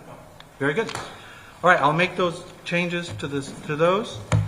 Although I will be back here. I'm going to bring the jury back, and then you'll rest on the record. I will give them their instructions. We'll send them home, and we'll be back here tomorrow morning at 9:30 for closing arguments and charging.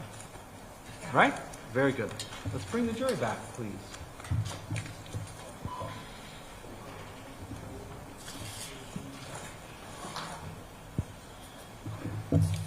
It is still hot in here.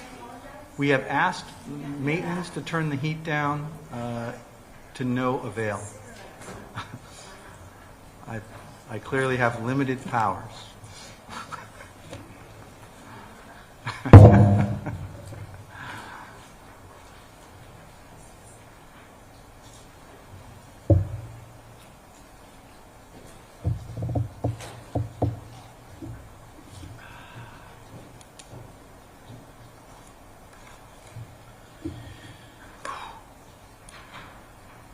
Oh, before the jurors come back in, do you want to approach this real quick? Do we have a second before the jurors get back?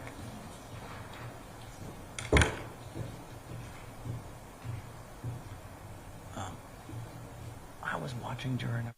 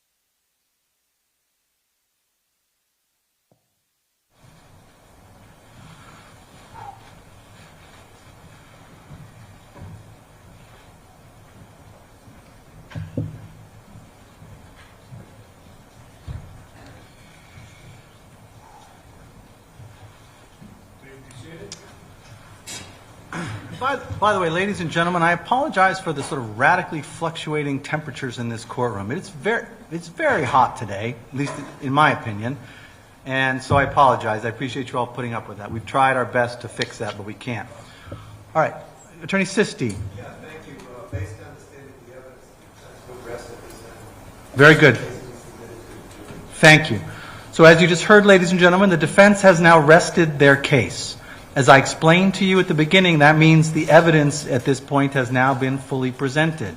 And the next step in this process are going to be closing arguments, and then my instruction to you on the law, and then you'll be able to deliberate about this case. Now, the important thing to remember right now is that just because the evidence has gotten all admitted doesn't mean that we're at the deliberation stage yet. It would be tempting to think that now you can all talk about the case amongst yourselves, but you still can't. You still have to abide by all my previous instructions. Don't talk about this case amongst yourselves or with anyone else. Don't read any media accounts about this case, and don't do any independent research about this case. So, we're going to reconvene tomorrow morning. I would like to start at 9:30, unless there's any jurors who can't be here at 9:30. We're going to start at 9:30. There's going to be closing arguments, there's going to be legal instruction, and then I anticipate you'll be getting this case for deliberation sometime around, I would guess, the lunch hour, and that's when we'll begin deliberations. Okay? So with that, I will leave you for the night, and excuse you for the night. Thank you for your attention. Thank you for your patience. The jury can be excused. Please rise.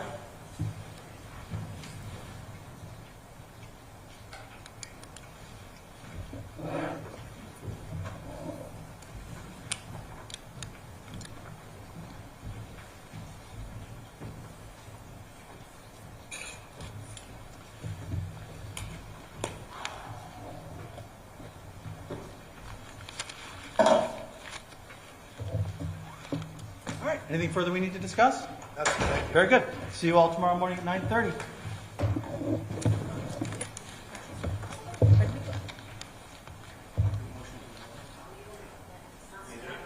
Oh, really? I think it radically depends on where.